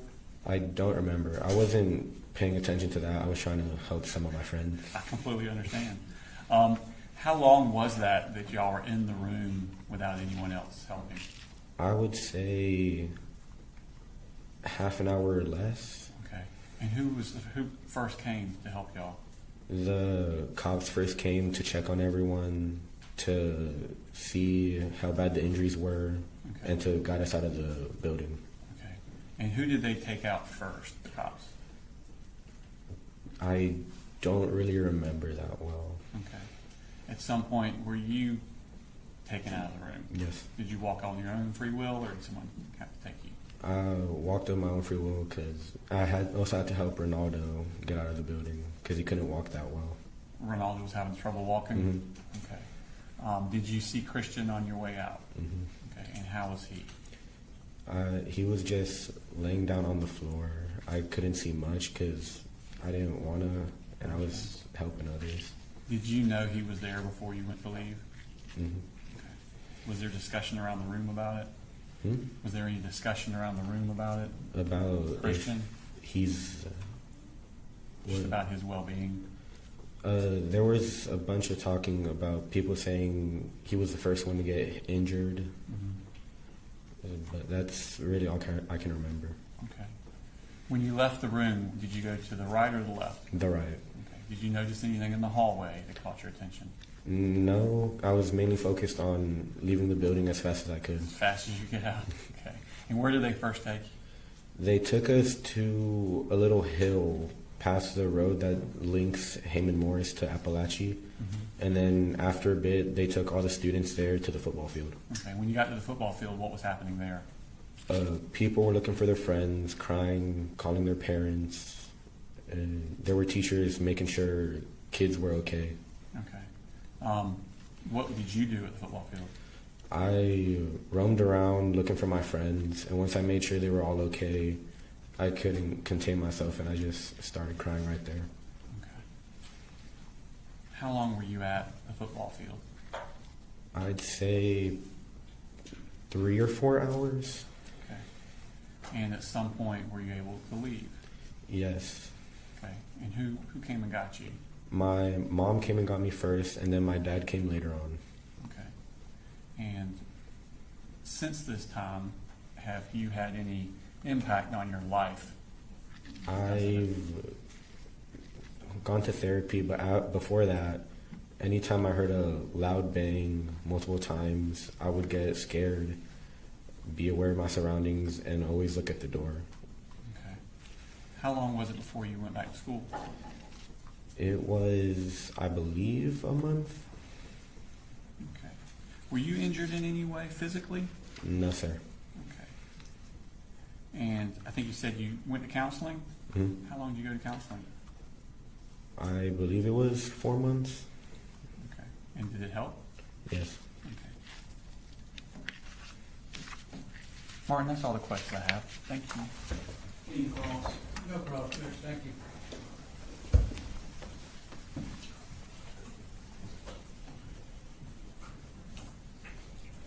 Call your next witness.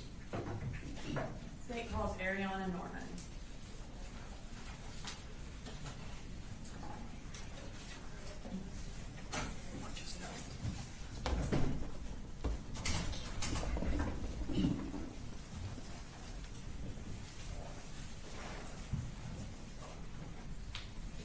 All right, Ariana, can you please raise your right hand?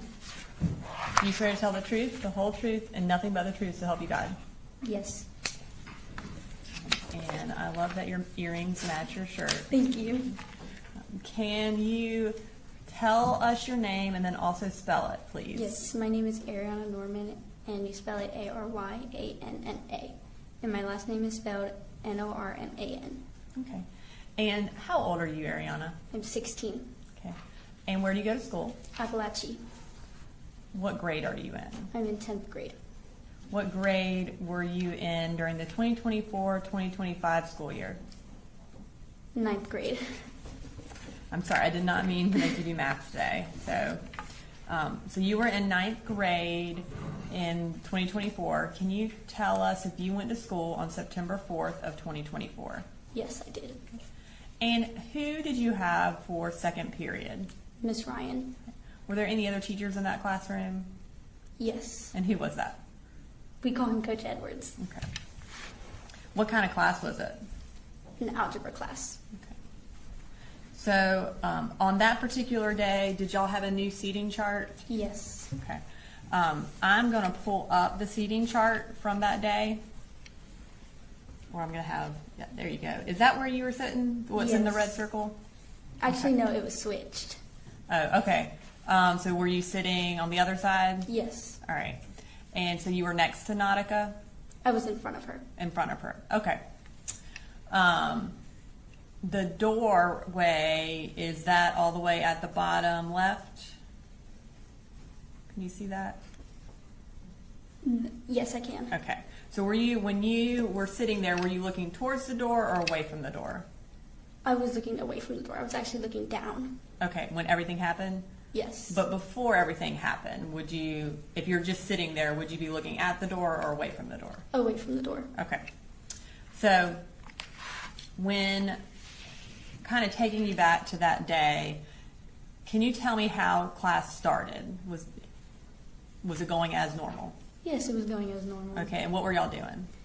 We always pulled out our algebra notebooks and I can't really remember, but I think we always did a warm up in our books. Okay, so a warm up in your books? Yes.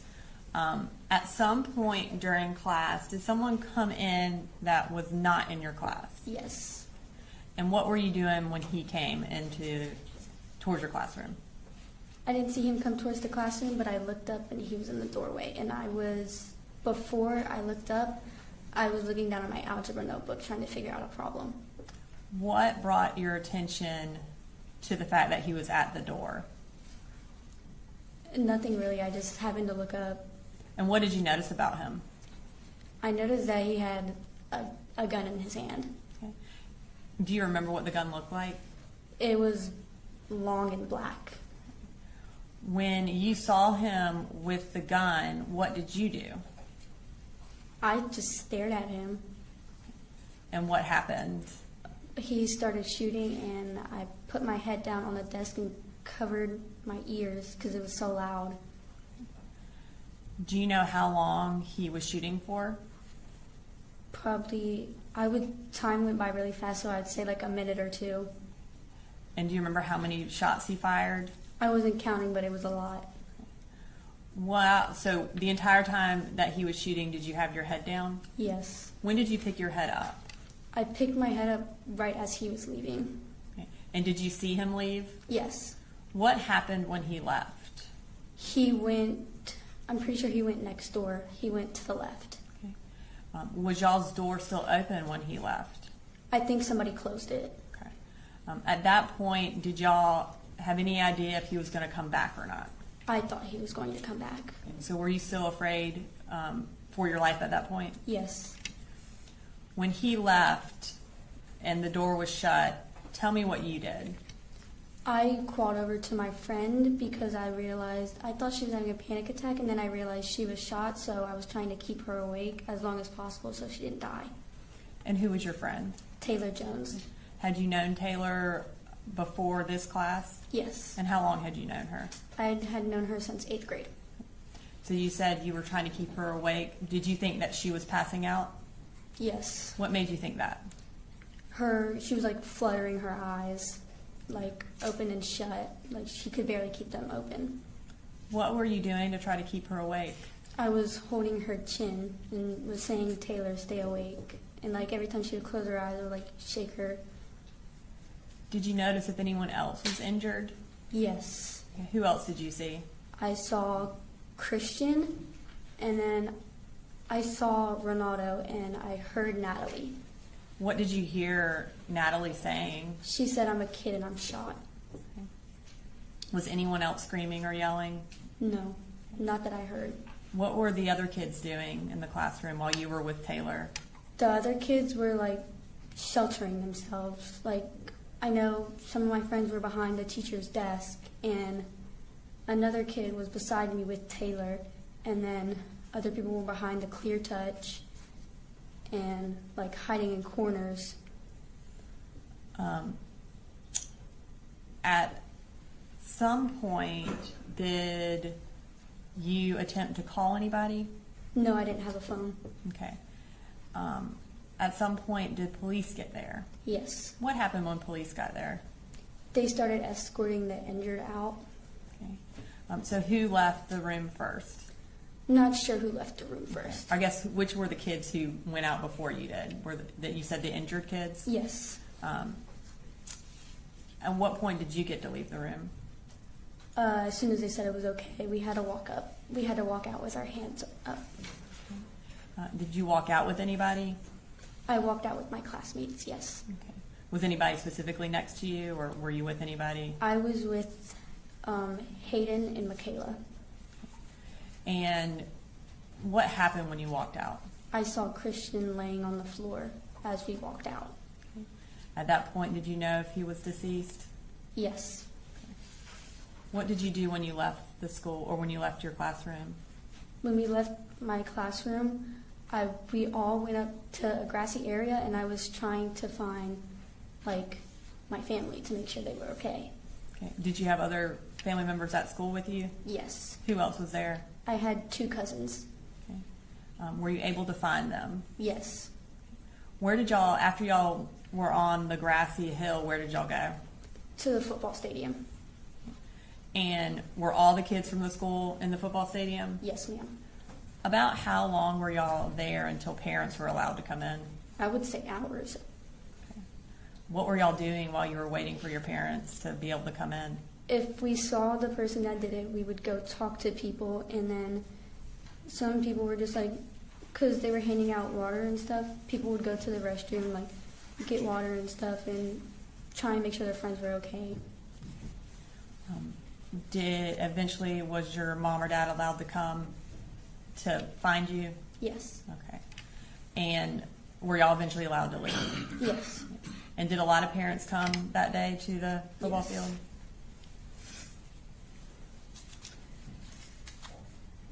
Since that day, how has this shooting affected you? It has affected me very much mentally. I have had to been put on anxiety medication because even to go on a walk around my neighborhood, anxiety would fill my head, and I'd feel like somebody would drive past me and shoot me.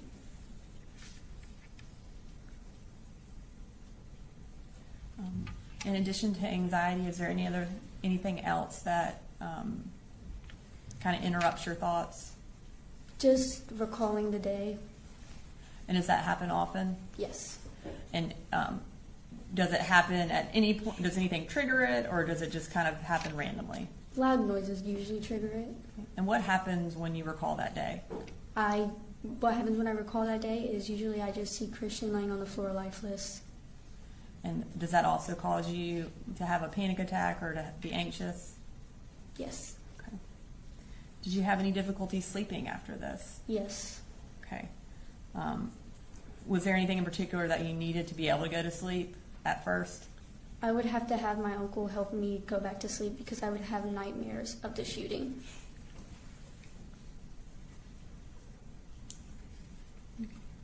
And did you start counseling for this? I mean, have you been in counseling since Yes. this? Okay. And are you still in counseling for it? Yes. Okay. Have you and the other kids in Miss Ryan's classroom stayed in touch? Yes. And how do y'all do that? We have a group called CRMC, and usually like once every other month we hang out, and sometimes we see each other in the hallways and stuff. And what is the purpose of that group? To like bond and like make sure really everybody's okay. Okay. And what is CRMC? It stands for the victims' names, and usually what we do is we like hang out, play games, eat food, just to like really get a closer connection. Okay. Thank you, Ariana. I don't have any further questions. You're welcome. Any cross? No cross, Judge, thank you. All right, thank you. So my understanding is that one or more of the jurors would like a break, so we'll go ahead and take a 10 to 15 minute recess.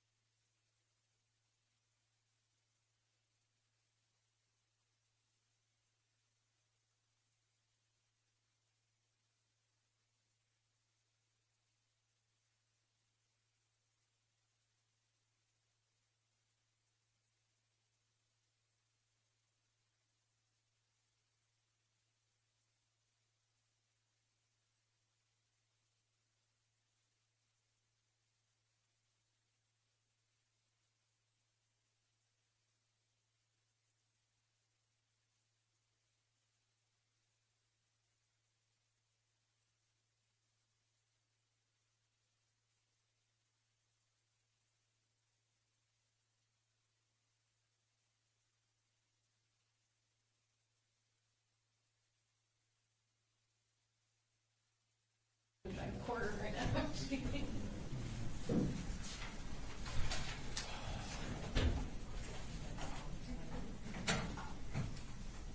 The rest of the witnesses here as you stand. That would be a change of plans, but I will step up if needed.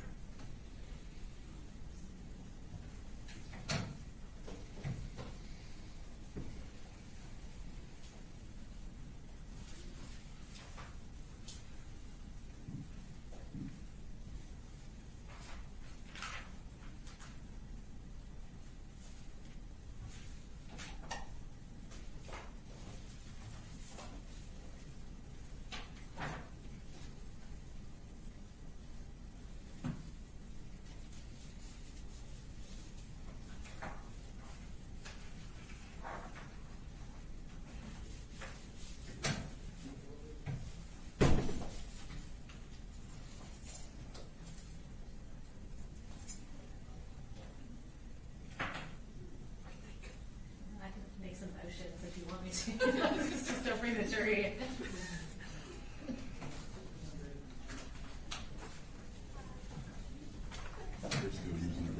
Still using the restroom? Let me know when you're ready. There we go.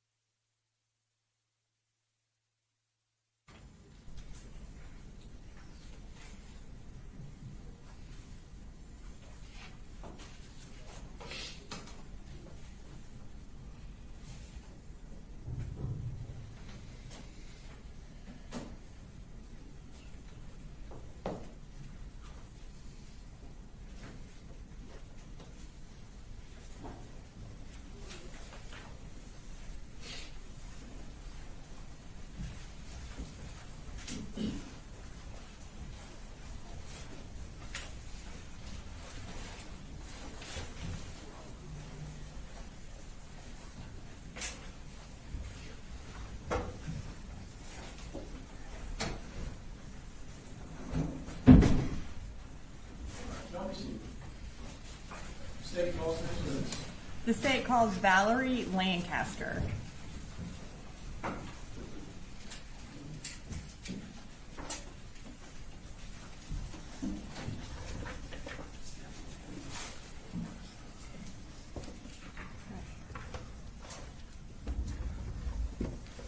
All right, Ms. Lancaster, can you raise your right hand? Do you swear to tell the truth, the whole truth, and nothing but the truth to help you God?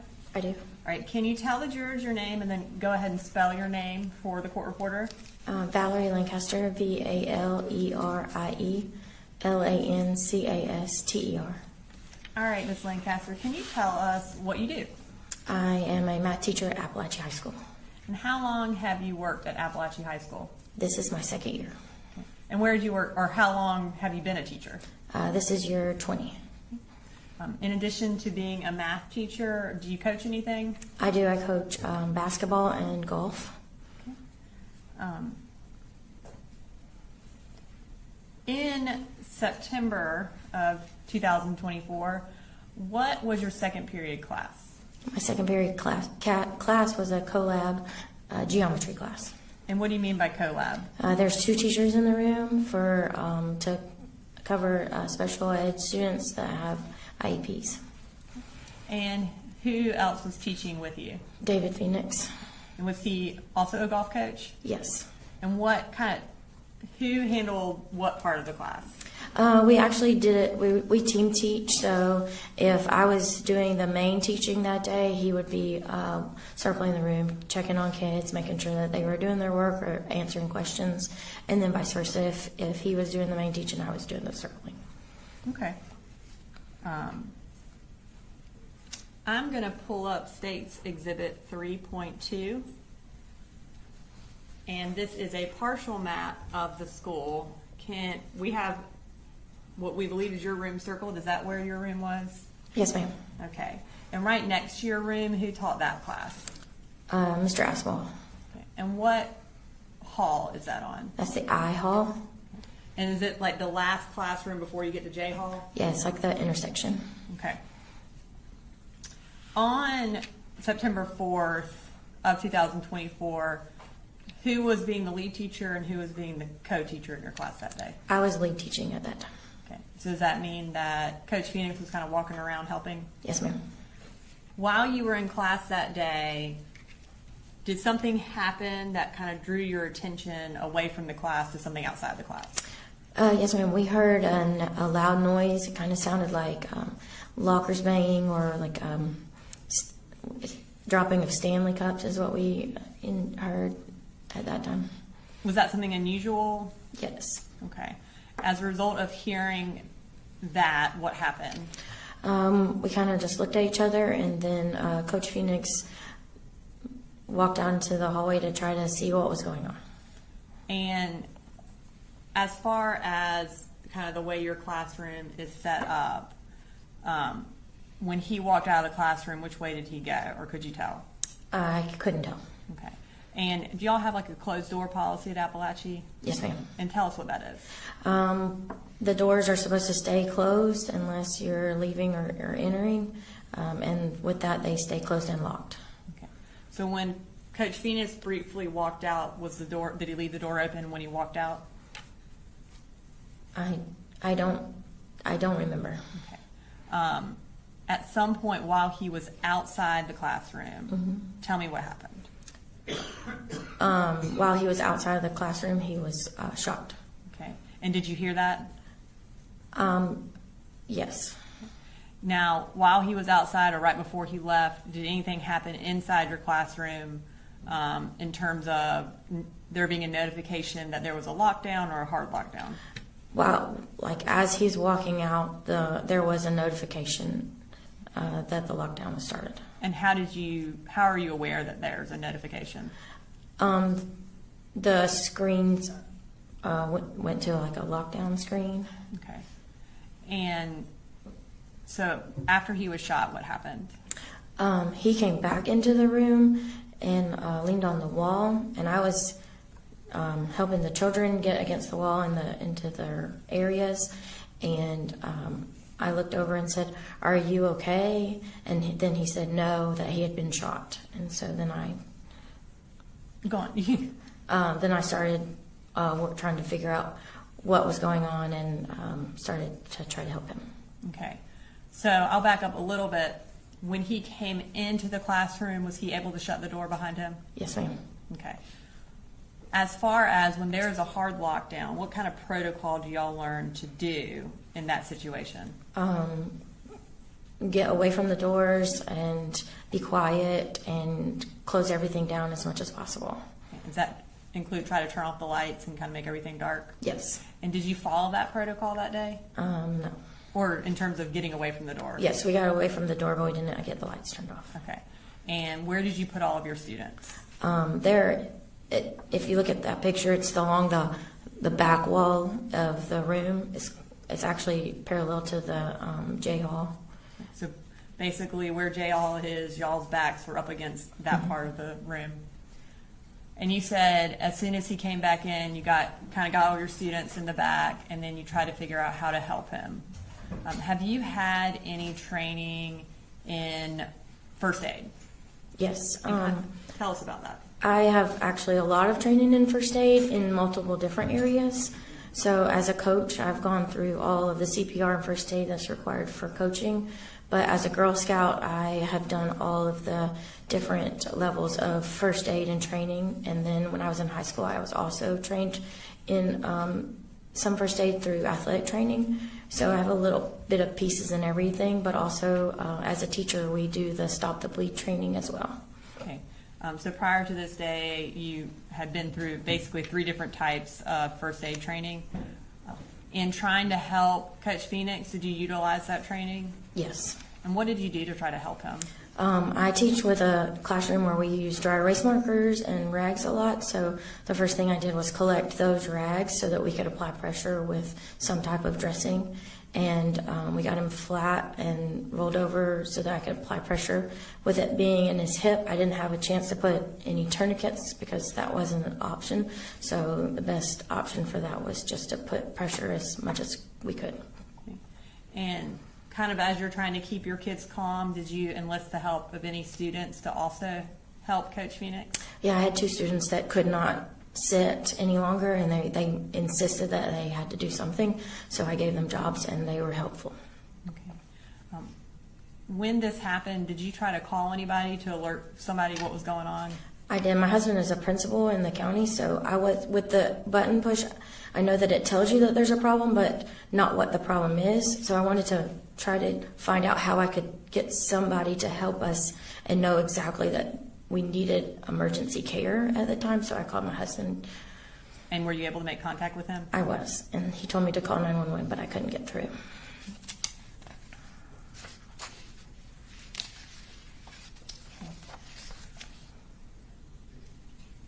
And I know you may not remember this, but about how long did it take before law enforcement was able to get there to help with Coach Phoenix?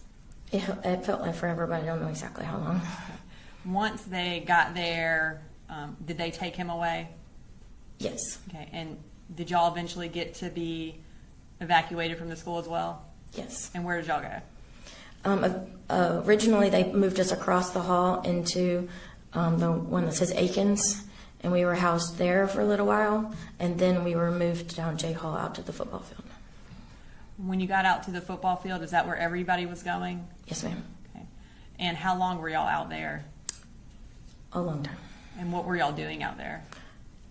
Just checking on the kids and corralling them until everybody could figure out how to properly get them to the right place with their family members. And were, I guess, family members and parents eventually allowed on the football field to take everybody home? Yes, ma'am. Okay.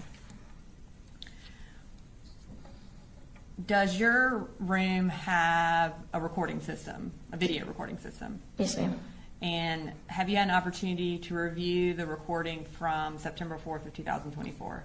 Yes, ma'am. And does it kind of accurately portray what happened that day in terms of Coach Phoenix leaving and coming back and what y'all did with the students? Yes, ma'am. Your Honor, State Exhibit 23 has already been introduced in the evidence through Matt Thompson. At this time, we would like to publish a clip, which is from 2 minutes to 3 minutes and 40 seconds of that video that's been introduced. No issues? Okay. All right. And if you could pause it before you play it, just so. Okay, before we play it, we're going to treat this like a clock. Does that make sense? If you could tell us on the clock where the door is. 4 or 5. 4 or 5 o'clock. And then where are you and where is Coach Phoenix? I am 12, 1 o'clock. Okay. Coach Phoenix is like 9 o'clock. Okay. All right. At this time, we'll go ahead and play the video.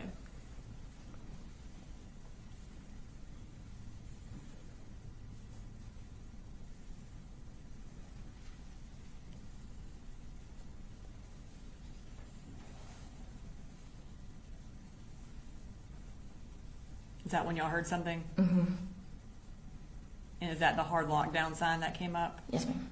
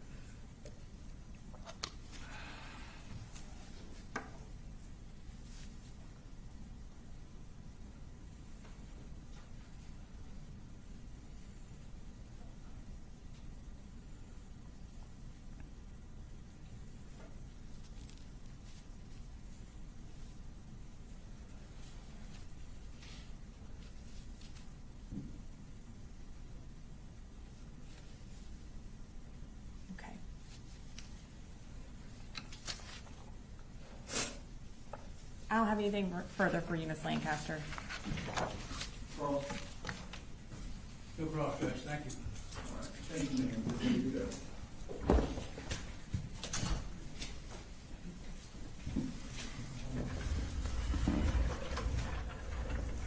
State calls answers. The state calls David Phoenix.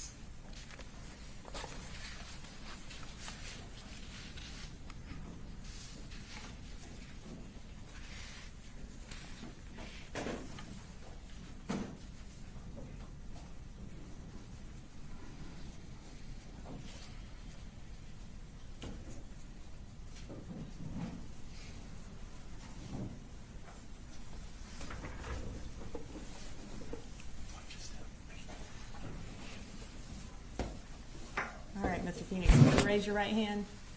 Do you swear to tell the truth, the whole truth, and nothing but the truth to help you God? I do. You can go ahead and have a seat. Can you go ahead and tell everybody your name and then spell your last name for the court reporter? Sure. My name's David Phoenix. You spell my last name Phenix. And I was employed with Barrow County Schools for the, specifically Apalachee schools. I just retired, so I was in 2024. Okay. So did you retire, was your last time at May of 2025? Was that your last school year? Yes. Okay. Well, congratulations on retirement. Thank you. How long were you a teacher for? Approximately 25 years. And how long were you at Apalachee? 2 years.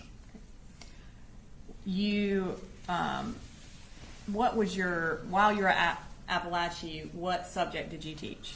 I was special education, and essentially what that means is that usually I have my caseload of students that are specifically mine, and I follow them from freshman to senior year. And but in the normal classroom, I am there to provide support for the general education teacher. Specifically, if we take the situation that, for example, Valerie Lancaster was a general education math teacher, and I was in the same room with Valerie as the support. I have a list of students. In most cases, when you say special ed, they're not. There's a variety of degrees of special education, and most of the students that I dealt with were. It could be anything from mild autism to attention deficit type issues, and that was and we would provide accommodations for those students, and 9 times out of 10 it usually meant, extra time for a test, or testing a smaller group or whatever, just stuff to address the deficiencies that they may have, so they can be on par with the general education students. Okay, and so in Miss Lancaster's class, were there kids that were on your caseload, but also kids that were not on the special ed caseload? I don't think so. I think most of mine were. That class was a 10th grade class, and I think I don't think there were any of them that crossed over on that specific class. Okay. So you were a special ed teacher. Did you do anything else at school? I was the head golf coach. Okay. And did Miss Lancaster also coach with you? She's doing it this year. She's doing it this year. She did not do it back then. Okay. So on September 4th of 2024, what was your second period class? The second period class was geometry. Okay. And that was with Miss Lancaster? Yes, ma'am. Okay. We're going to pull up State's Exhibit 3.2, and it has your class circled on there. On this particular day, can you kind of, before anything happened, can you tell us how that class was going? I mean, it was, I guess, normal pretty much what we've done. I know it was just the beginning of the school year, but for the most part, we'd gotten into a routine. And I think at the time, the class started as normal, and then I think we were handing out worksheets or quizzes or something like that at the time, and just conducting, geometry as usual. Okay. And are you generally walking around the class trying to help your students? In most cases, yes. This particular day, did something grab your attention outside of the classroom? Sure. Yes, it was. It was probably, I guess, 30 minutes into the class, and we heard something that I guess both Valerie and I were up and around, and we heard something. I thought it was,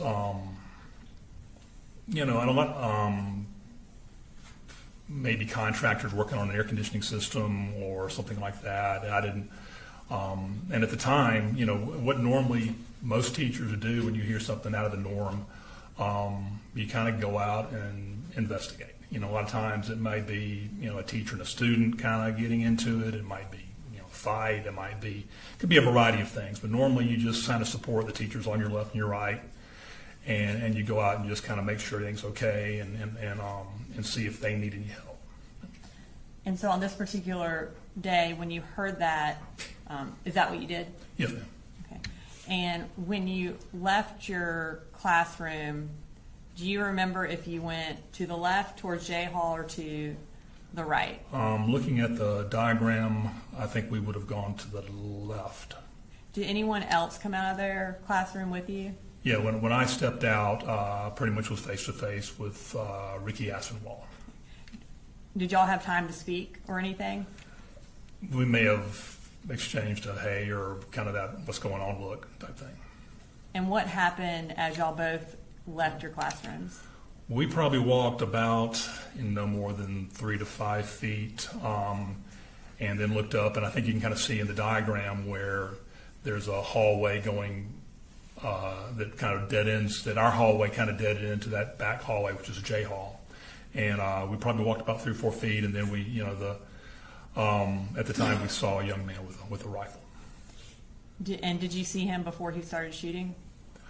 I did very briefly. I saw him basically in the pose with the rifle, and the minute I saw that, I think both Ricky and I both scattered. Okay. And were you shot? Yes, ma'am. Did you see Coach Asenwall? Was he shot? I honestly, at the time it happened, I saw a young man with a rifle, and we kind of dispersed, and I was on Ricky's left. and Ricky was more in the center of the hall, and I was more off to his left. So, and I, at the time, I picked up the fact that he did have a rifle, and then I kind of dove back in more toward trying to get back into our classroom. And were you able to get back into your classroom? Yes, ma'am. Where did you go when you got back inside? I got there, and we were, that's when something didn't feel right. You know, obviously I kind of felt some sort of pain in my hip, and kind of got into the classroom, stumbled in, you know, kind of, I think I either hit the floor, hit the wall. When I got to the hospital, I had noticed that my glasses were broken and I had a black eye. So I'm assuming I hit my head somewhere along the way. But yeah, I got back into the classroom, and we were able to get the door shut. And then I kind of hit the floor. I guess I kind of hit a wall, maybe slid down a little bit. And when you say we were able to, were you the one who shut the door? Or Yes, do you ma'am. not remember? I think I was the one. Yeah. Okay. Do you remember how you were able to do that? Just getting there. I mean, I guess I kind of crawled over and did it. I mean, I noticed that I'd kind of lost some movement in my hip or my leg really, and I was able to kind of get across the room and get the door shut.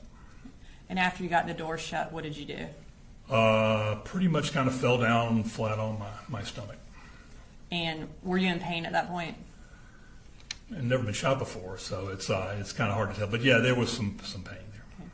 And were you? I know you said you had lost some movement in your hip. Were you having difficulty? Like, were you able to get up? I guess. Okay. What happened while you were lying there? Essentially, obviously the alarms have gone off, and I think the kids, from what I could tell, I was kind of facing away from them.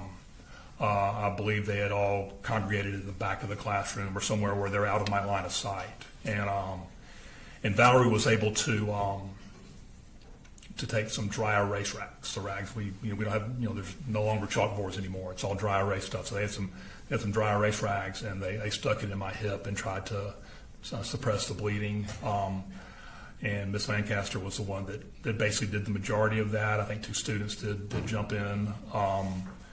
We both Valerie and I did have cell phones, and I think Valerie was trying to call her husband and she was trying to call my wife. So we were kind of in that process of trying to communicate with them as well. Was she able to use that to stop the bleeding some? From what I could tell, yeah. Okay. And do you remember how long you were there until law enforcement or EMS got there? That's a good question. I'm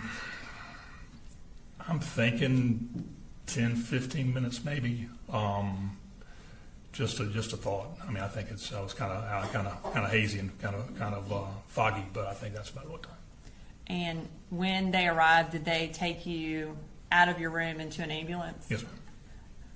Where did you go? Went to Piedmont, Athens. Okay. And where were you shot? I was shot in the hip and in the foot of all things. And I don't know how that really happened. It might have been a ricochet, but it did. Kind of both of them kind of went through the one in my foot kind of went right above my arch and kind of out right below my ankle. So it somehow didn't really didn't hit the Achilles, didn't hit anything, I guess, really of huge value. And with my hip, it kind of came in through the right here, kind of right below my stomach, and out kind of it pretty much tore up. I guess if you know anything about hips or anything, there's the iliac bone. The way the bone is set up, it's the iliac crest. It's kind of that kind of round bone that's on top of the ball and socket, and it shattered that, and they had to go back the next morning and rebuild my hip, and so those were really the 2 places that I got hit. And so you had to have surgery on your hip. Were you able to escape without surgery on your foot? Yes. Yeah, I was in a boot for a few weeks. How long was the recovery for your hip? I mean, it could be argued that it's still going on. I mean, it's still. I think we've obviously went through physical therapy and a variety of things, and I think we're kind of at the point now where it kind of is what it is. And if I had to assign a number to it, I'd say I'm probably 85%. But I would think the majority of the healing probably took. Well, I was back at work in a limited capacity in December. Okay. And so that was your first day back at work was sometime in December? Yes, ma'am. And were you able to do your last year of coaching golf? I was. Okay. I don't have anything further. Thank you, Coach Phoenix. All right, any calls? No question, Judge, thank you. All right, thank you, sir. You're Thanks. free to go. Yes, sir.